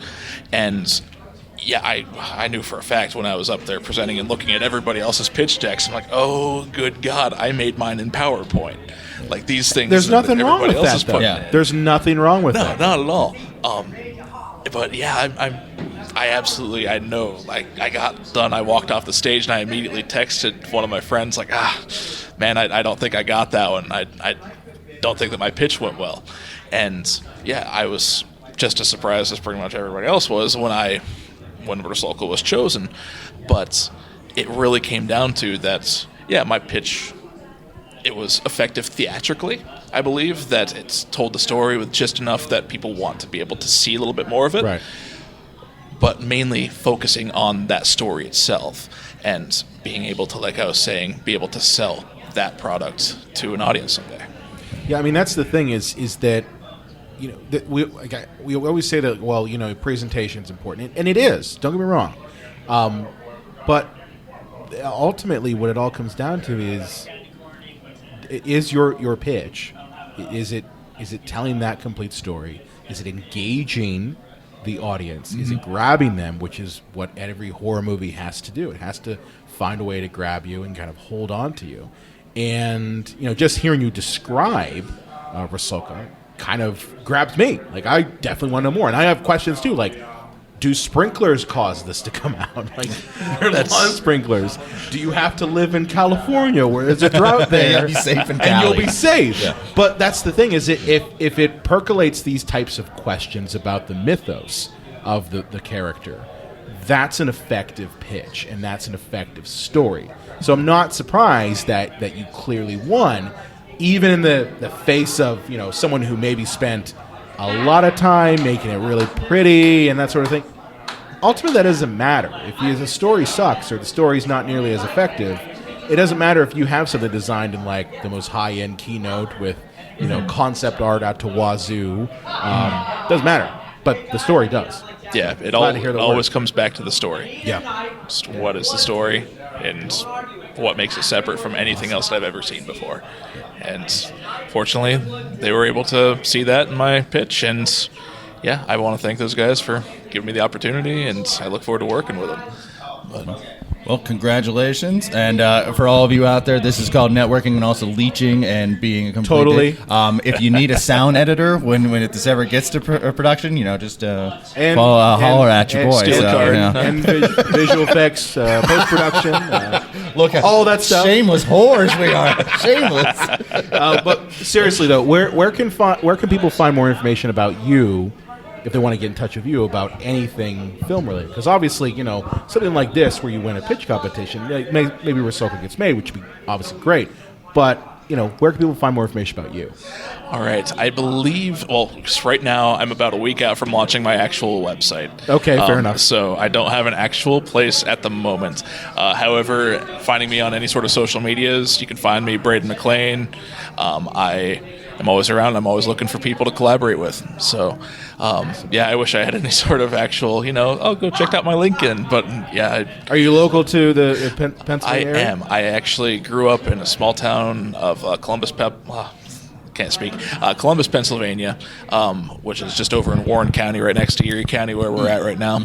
I lived out in Los Angeles for about 5 years, and I just moved back here this summer. And this is a heck of a way for a homecoming. Yeah, awesome. Well, again, congratulations, and we're glad that you managed to stop down here and give us a little bit of an interview. And definitely check out Braden's work, and we look forward to hearing more about Rusalka. Right, thank you guys very much. Thank you. Yep. Now, this last interview was one of my absolute favorites. I talked a lot about the Children of the Corn interviews, talked with Mark Patton, Carter Smith. We knew ahead of time that we were going to be talking with them. whenever you go to a convention and you're kind of pressed, they tell you ahead of time who you're talking to. So there's really no surprises on that front. Obviously you do the interview, but more or less you kind of know what you're getting into. Now, this last one was a complete surprise. So let me set the stage here. We had come back from lunch.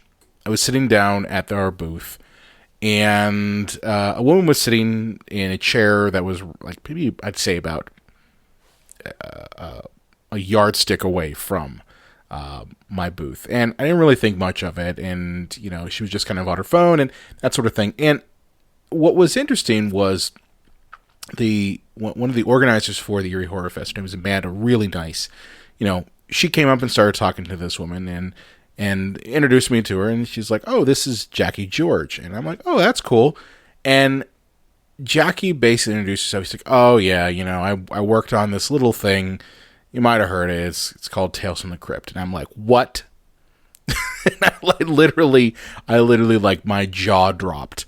And what was interesting was that not only had Jackie worked on Tales from the Crypt, which for me was one of the sources of my love affair with the horror genre, but she had worked on a number of films that I'm a fan of, and one that I'm not quite a fan of. And I told her that in the interview, and that is, of course, she worked on Demolition Man, which I love that movie, Die Hard 2, and yeah, she did work on Batman and Robin. So there is that. But what was funny was just how nonchalant she was about it, and it was just like, yeah, it's just, that's the work.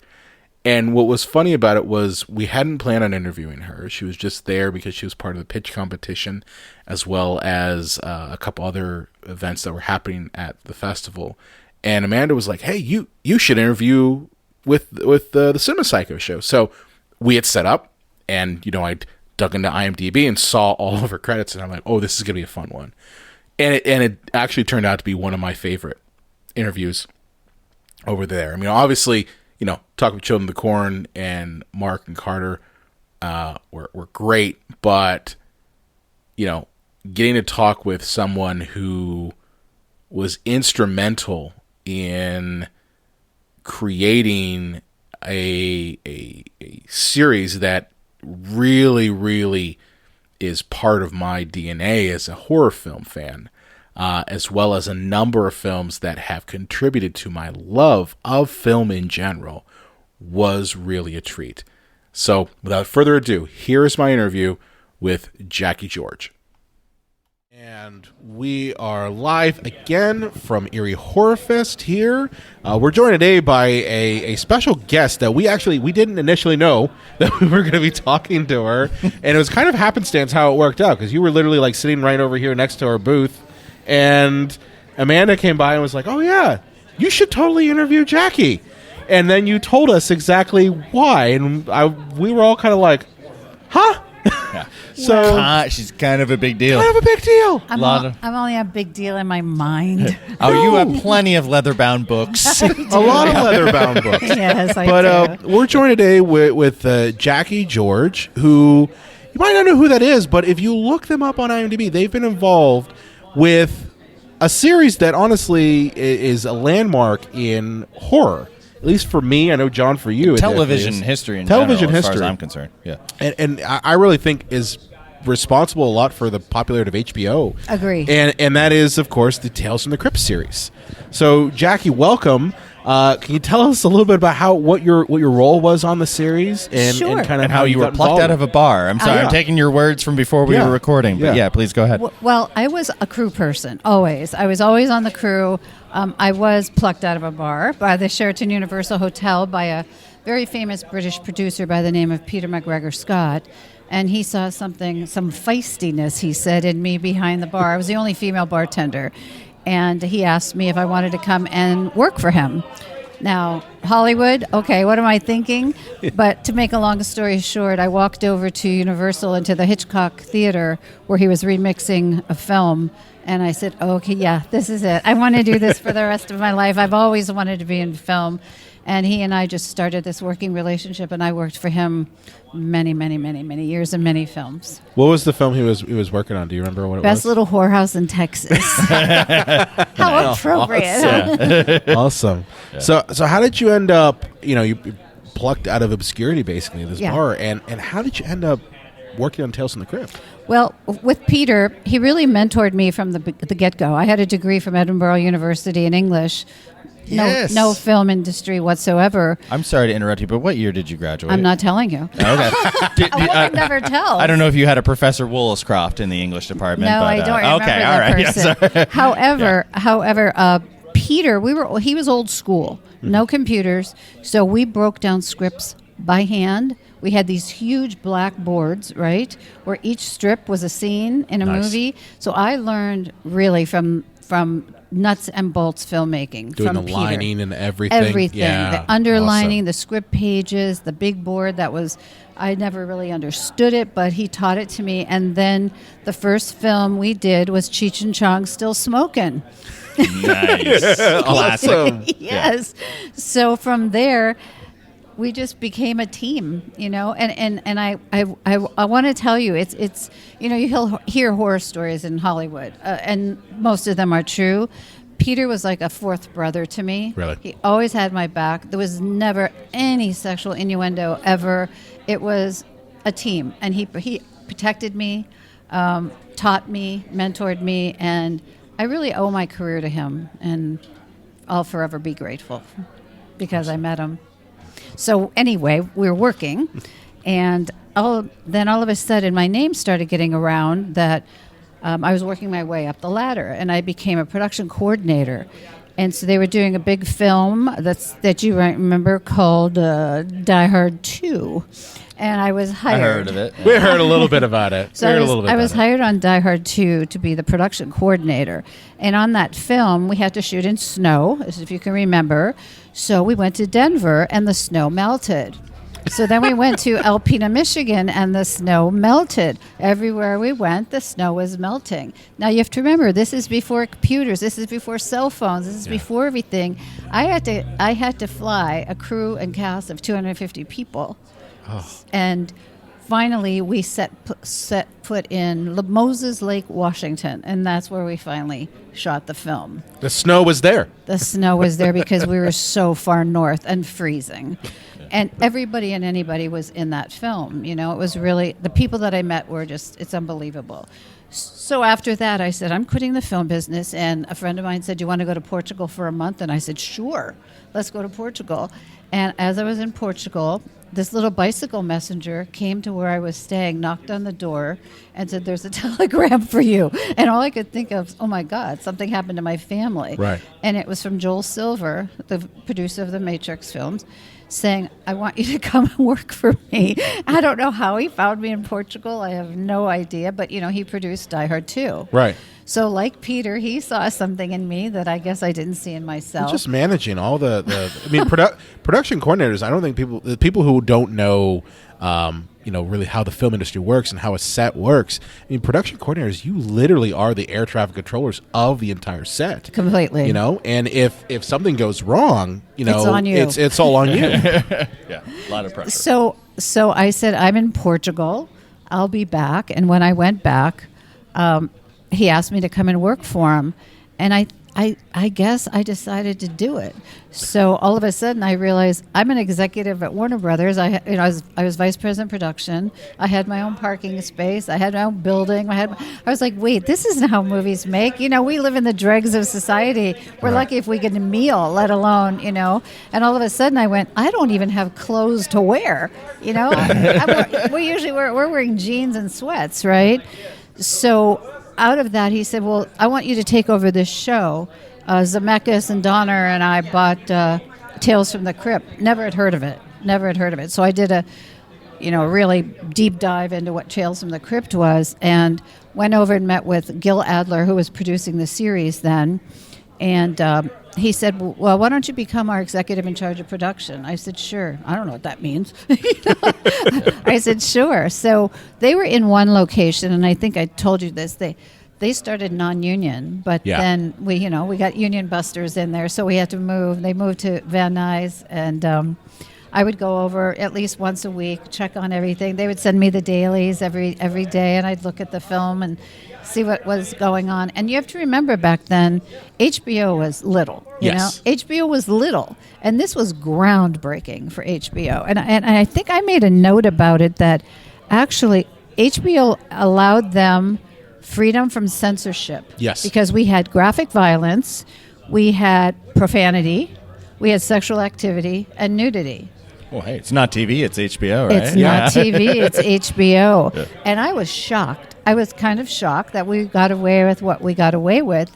And before you knew it, every A-list agent was calling us and saying, Tom Cruise wants to be in it. Tom Hanks wants to be in it. Arnold wants to be. Everybody wanted to be in Tales because it was streaming on HBO, and that was like the beginning of it all, And so that's how I worked on, I think I looked at my IMDb. I think I did 17 episodes. You did some of my favorites, by the way. Oh, good. I'm glad. And I was telling John this, that the one that I find still one of the most disturbing ones, and it's partially because of Tim Curry, is Death of Some Salesmen. Mm-hmm. Because he's dressed up as like the Pa character and the daughter character, and it's Tim Curry in the most disturbing fashion possible.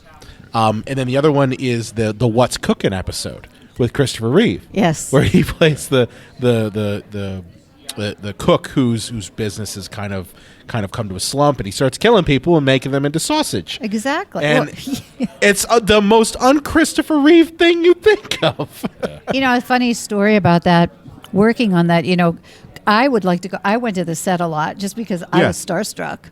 I was starstruck by everybody that was there, directors, writers, producers, actors. And many years later, I became friends with Tim Curry. Oh, really? Because some friends of mine were friends, and they said, "You want to go to a dinner party at Tim Curry's?" And I'm like, "Yes, please." And he probably thinking, "Oh, Frankenfurter's house." Exactly. And it was just such a strange circle of life, And he always called me Jackie George. It was always Jackie George. It was never just Jackie. But he was so charming and lovely. And it's amazing to me.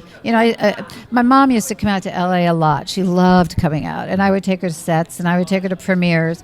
And she'd always just say, "Do you just pinch yourself?" And I say, I pinch myself, but I also worked my balls off doing this, Like, this is hard work. And I think, though, being from Eerie, not having a degree in film, I took one class at Edinburgh. I think it was called Directing for TV with Dr. Wallace. I don't know if you knew him back in the day. And he really got me going to do this, But I got to LA and I thought, well, I'm just going to stop at Paramount and Universal and Disney and hand me my resume to them, and I'm sure they'll hire me. Well, they didn't, So Tales was really an eye-opening experience for me because of the talent and how much they wanted it. I mean, they did it for nothing, for scale, most of them, They just want to be part of something that clearly had captured like a cultural zeitgeist, because that thing really did blow up.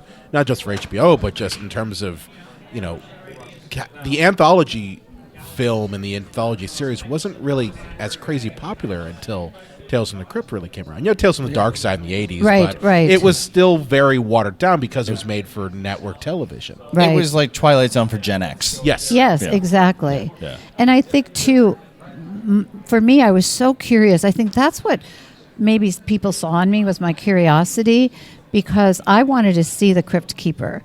And I didn't realize they used little people puppeteers. Yeah. To make him move. And then John Kassir, of course, the brilliant John Kassir is the voice of the Crypt Keeper.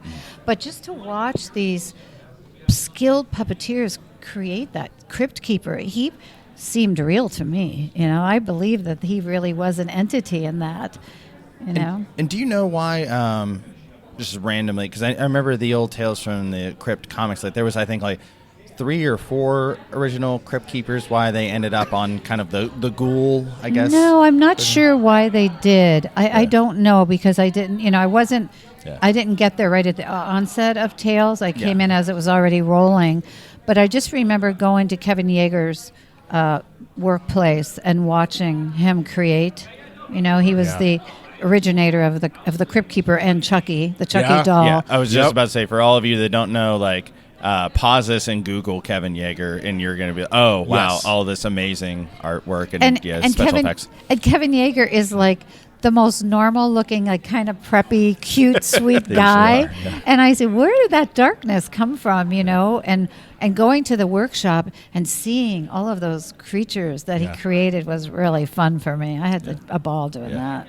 Now, you had told us earlier that you not only did you work on the series, but you also had a hand in working on the films, correct? I really worked only on Demon Knight. By the time Bordello of Blood was only greenlit because Demon Knight made so much money. Yeah. It was such a success for them. But I had left before Bordello of Blood. But a story I can tell you from Demon Knight was I was producing Richie Rich with Macaulay Culkin in Chicago, right? And it was a huge production. Yeah. Kids and dogs don't ever do it, right? Yeah. You literally said the same thing yesterday. Yeah. Don't work with children or animals. No, and so all of a sudden my LA office called me and said Jada Pinkett Smith turned up for first day of shooting with a really short orange red hair.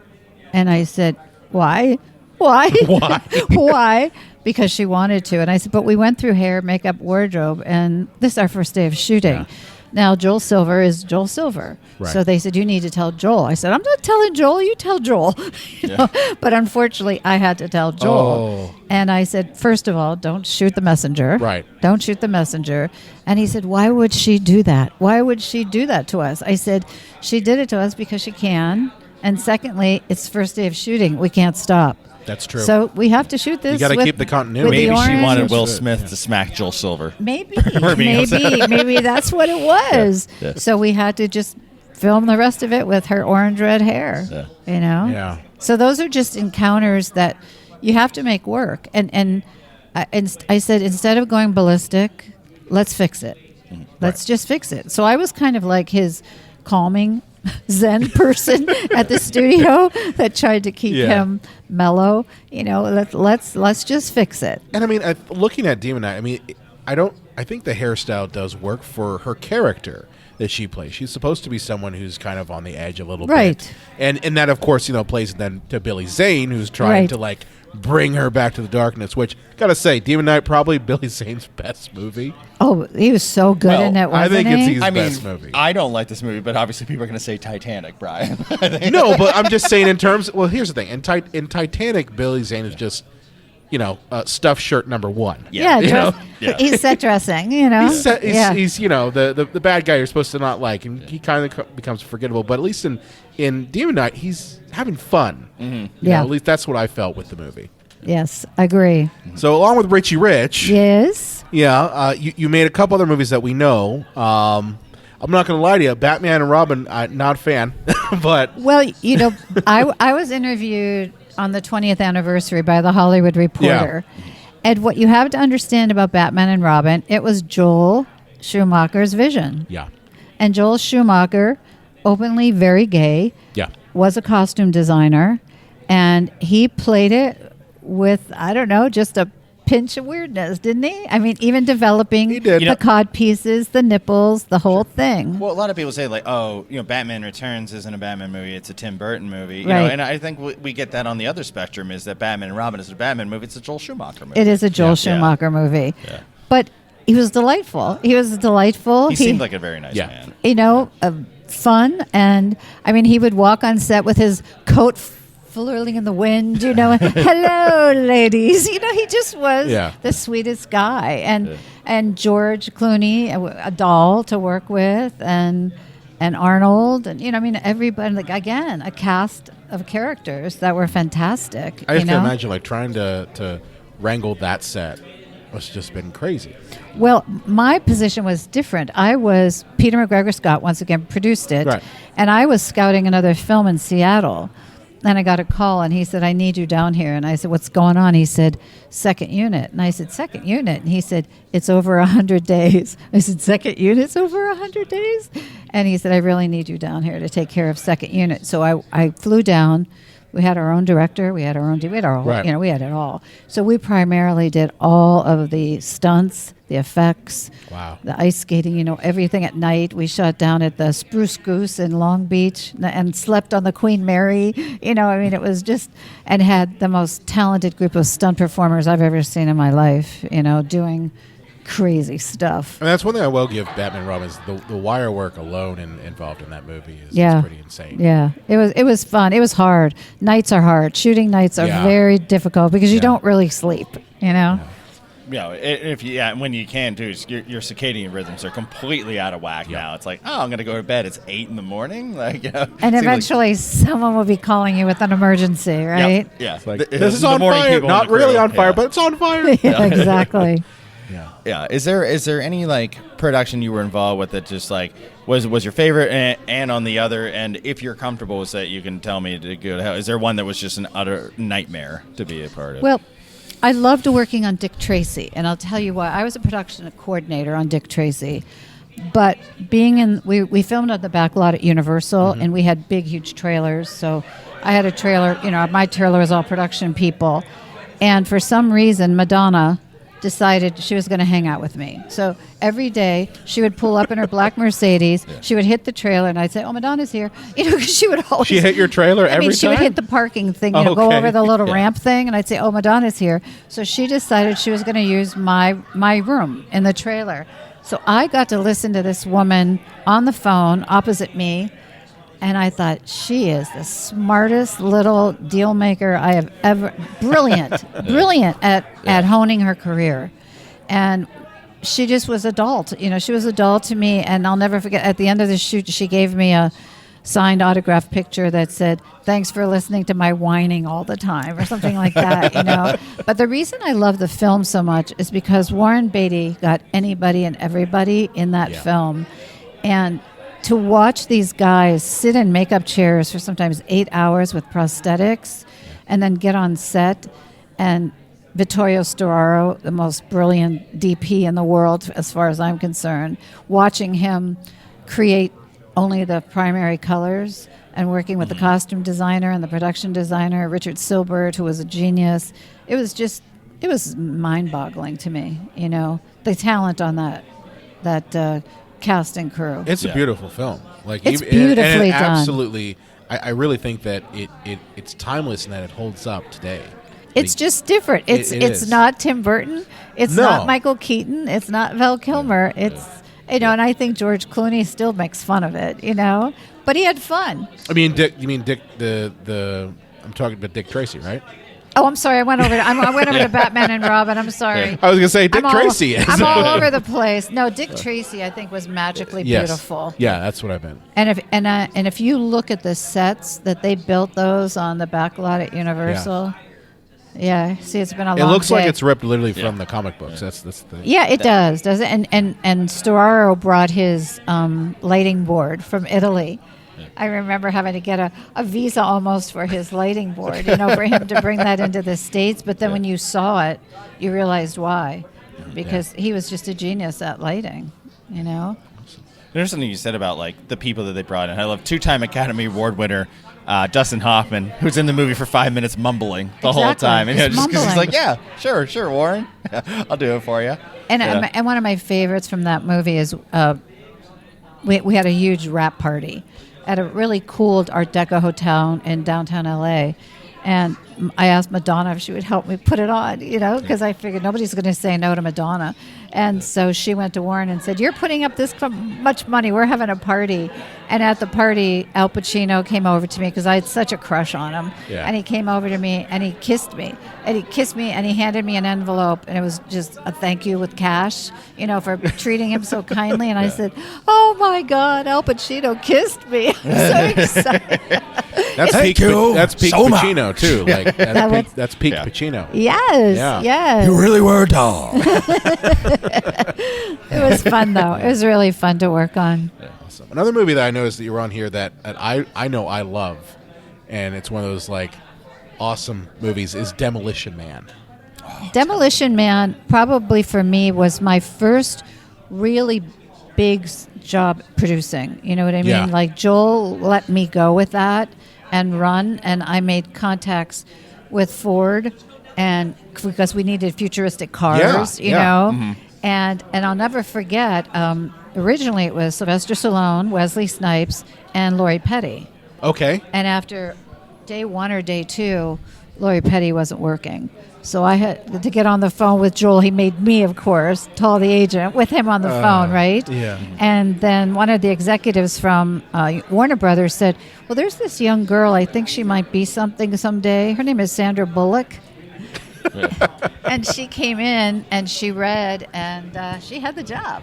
You know? She brings, at least to that role of Huxley, that kind of like plucky, kind of like. And that's how she is in person too. Really? Yeah, she's like a guy's guy girl. You know, kind of like how I am, because I grew up with 3 brothers. Right. You know what I mean? Nothing really bothered her. She's just down to earth, worked hard, and I mean that really catapulted her then to speed. You know, after that. Yeah. So, but that was a great film for me too, because I was so involved in product placement. Yeah. I got my own pinball machine from. I don't remember even the name of the company. They're no longer for helping them with product placement. Mattel made the figures. You know, all of this stuff that you forget that is part of the ancillary parts of a film. The soundtrack. I got to produce Sting coming over and redoing Demolition Man for the film, the song, you know. Yeah. I mean, all of that was very cool. So are you responsible for the Taco Bell scene? The Taco Bell? No, but I'll tell you a funny story about the Taco Bell scene. So the movie's finished, right? Yeah. We get the American release, and we called to a meeting, and they say, you understand that there's no Taco Bells in Europe. This was, the 90s, right? Yeah. So they had to CGI every single Taco Bell and make it a Burger King. For the European market, which meant ADR on the voice. Yeah. So yes, we had to go back and CGI every Taco Bell and make it a Burger King. So in Germany, Burger King won the fast food wars. That was the only place to eat. I mean, they're a king. You know, they're a king. So they would have to win. Wow. So you just survive it. You know, you survive all of the things. I still have Wesley Snipes' little bobblehead for when they made the Mattel character. I have it in my home office. It just makes me laugh to look at it. I just know for me, like, I love Demolition Man because a lot of people are like, oh, well, it's kind of ridiculous. I'm like, no. It's hilarious. It's hilarious. And Dan Waters, the writer, hilarious. He lived in L.A. and he didn't drive. You know, and so he would take a cab to the studio. Yeah. So as eccentric as he was, I think he brought that into the script. And I'm assuming he has very much an edge to him. Very much. Yeah. Very much. Between, I think, Scrooge and Batman Returns and Heathers, this guy, he's going to bring an edge to the movie that he's working on. And I'll tell you, Stallone was a doll. He was a real, and I'll give you a personal story. At the time, my parents came out to stay with me, and my dad was at the beginning of Alzheimer's. And, of course, my mother didn't want to admit it, but I saw it immediately. So I said to my parents, when I go to the studio, don't answer the phone. You know, it'll go to voicemail. Just leave it alone. Well, of course, my father answered the phone, and he said, hey, is Jackie there? And to this guy, and my father goes, who is this? And he goes, it's Sylvester Stallone. My father, Italian, he goes, bullshit. And hung up the phone. So when I got home from work, my mom said, your dad answered the phone and he cussed out Sylvester Stallone. I said, yeah, okay. So I went to work the next day and I talked to him and I said, I'm so sorry. I said, he's a paisan too, so don't be mad at him. I think he has Alzheimer's. He goes, Jackie, it's fine. You know, but that's one of my favorite stories because my dad actually did that to Sylvester Stallone, you know? I've heard a lot of stories of that, and I'm Frank Sinatra, pal. Click, Yeah. Awesome. So are you still working in the film industry? Well, I've recently moved back to Eerie. Mm-hmm. I had a lot of family deaths, and after my mom died, I said, I don't want to go back to L.A. This is my home. I still have family here. And with Zooming and then COVID and everything else, I mean, you can make a movie from anywhere. Absolutely. And so True. I'm still active. I'm very picky now. You know, it's going to take something special for me to work those 16-hour days again. Right. But right now, my job in Eerie is I'm trying to nurture and mentor young filmmakers that I see here because there's so much talent. Yeah. These kids don't even know how talented they are. And so I'm working a lot with the Film Society. I'm on their board. And I'm really trying to help other people because if it wasn't for Peter, I don't know where I would be. And so I'm hoping I can do that for somebody else. That's awesome. Really awesome. Jinx. You know me, beer. Jinx. Jinx. Well, Jackie, it's been an absolute pleasure talking to you. Yeah, you too. It was great just happenstance meeting you. Literally, it was I know, sitting right over here. And this is so great, for the audience because you can see how the sausage is made. Yes, absolutely. Exactly. This is how it's made, folks. No, I appreciate you guys, and I wish you lots of luck with everything that you do. And I'm glad I got to talk to you. Yeah. All right. Well, Jack, thank you again. Thank you so much, and enjoy the rest of the festival. You too. Thanks so much. Bye. Yeah, what an amazing interview that one was. Literally getting a peek behind the curtain at some of the films that literally made my love affair with film. Really, really amazingly insightful interview. And you don't really get all those a whole lot, but this one was really great. So thank you again to Jackie George for sitting down with us. Now, that is unfortunately all of the interviews I've got. I did mention up at the top of the show, we did do one with John Adams and Toby Poser. That one, if you want to listen to that one, we did put it out as a bonus for Halloween. So go back to our back catalog and listen to that. With 2022 wrapping up here, I got to say, we crossed 250 episodes, this year. And, we survived through the hell of COVID in one piece. And we're still kicking strong. And we're still coming out hot with new episodes coming in 2023. And I'm looking forward to this podcast continuing to grow. So from John and myself, I want to wish you all, Psychos Nation, a happy new year. And we look forward to giving you more in 2023. Be sure to follow us on all of our social media platforms. Talk about Facebook, Twitter, Instagram at Psycho Show. If you have a question that you'd like to throw our way, or maybe there's a movie that you really love and you want us to know about it, contact us at cinemapsychoshow.com. I also do want to mention we are on TikTok at the Cinema Psycho Show. So find us on there. I'm trying to use TikTok a bit more. And of course, follow us wherever you listen to podcasts. Click that follow button so you never miss an episode, and we will see you next time. Happy New Year, folks.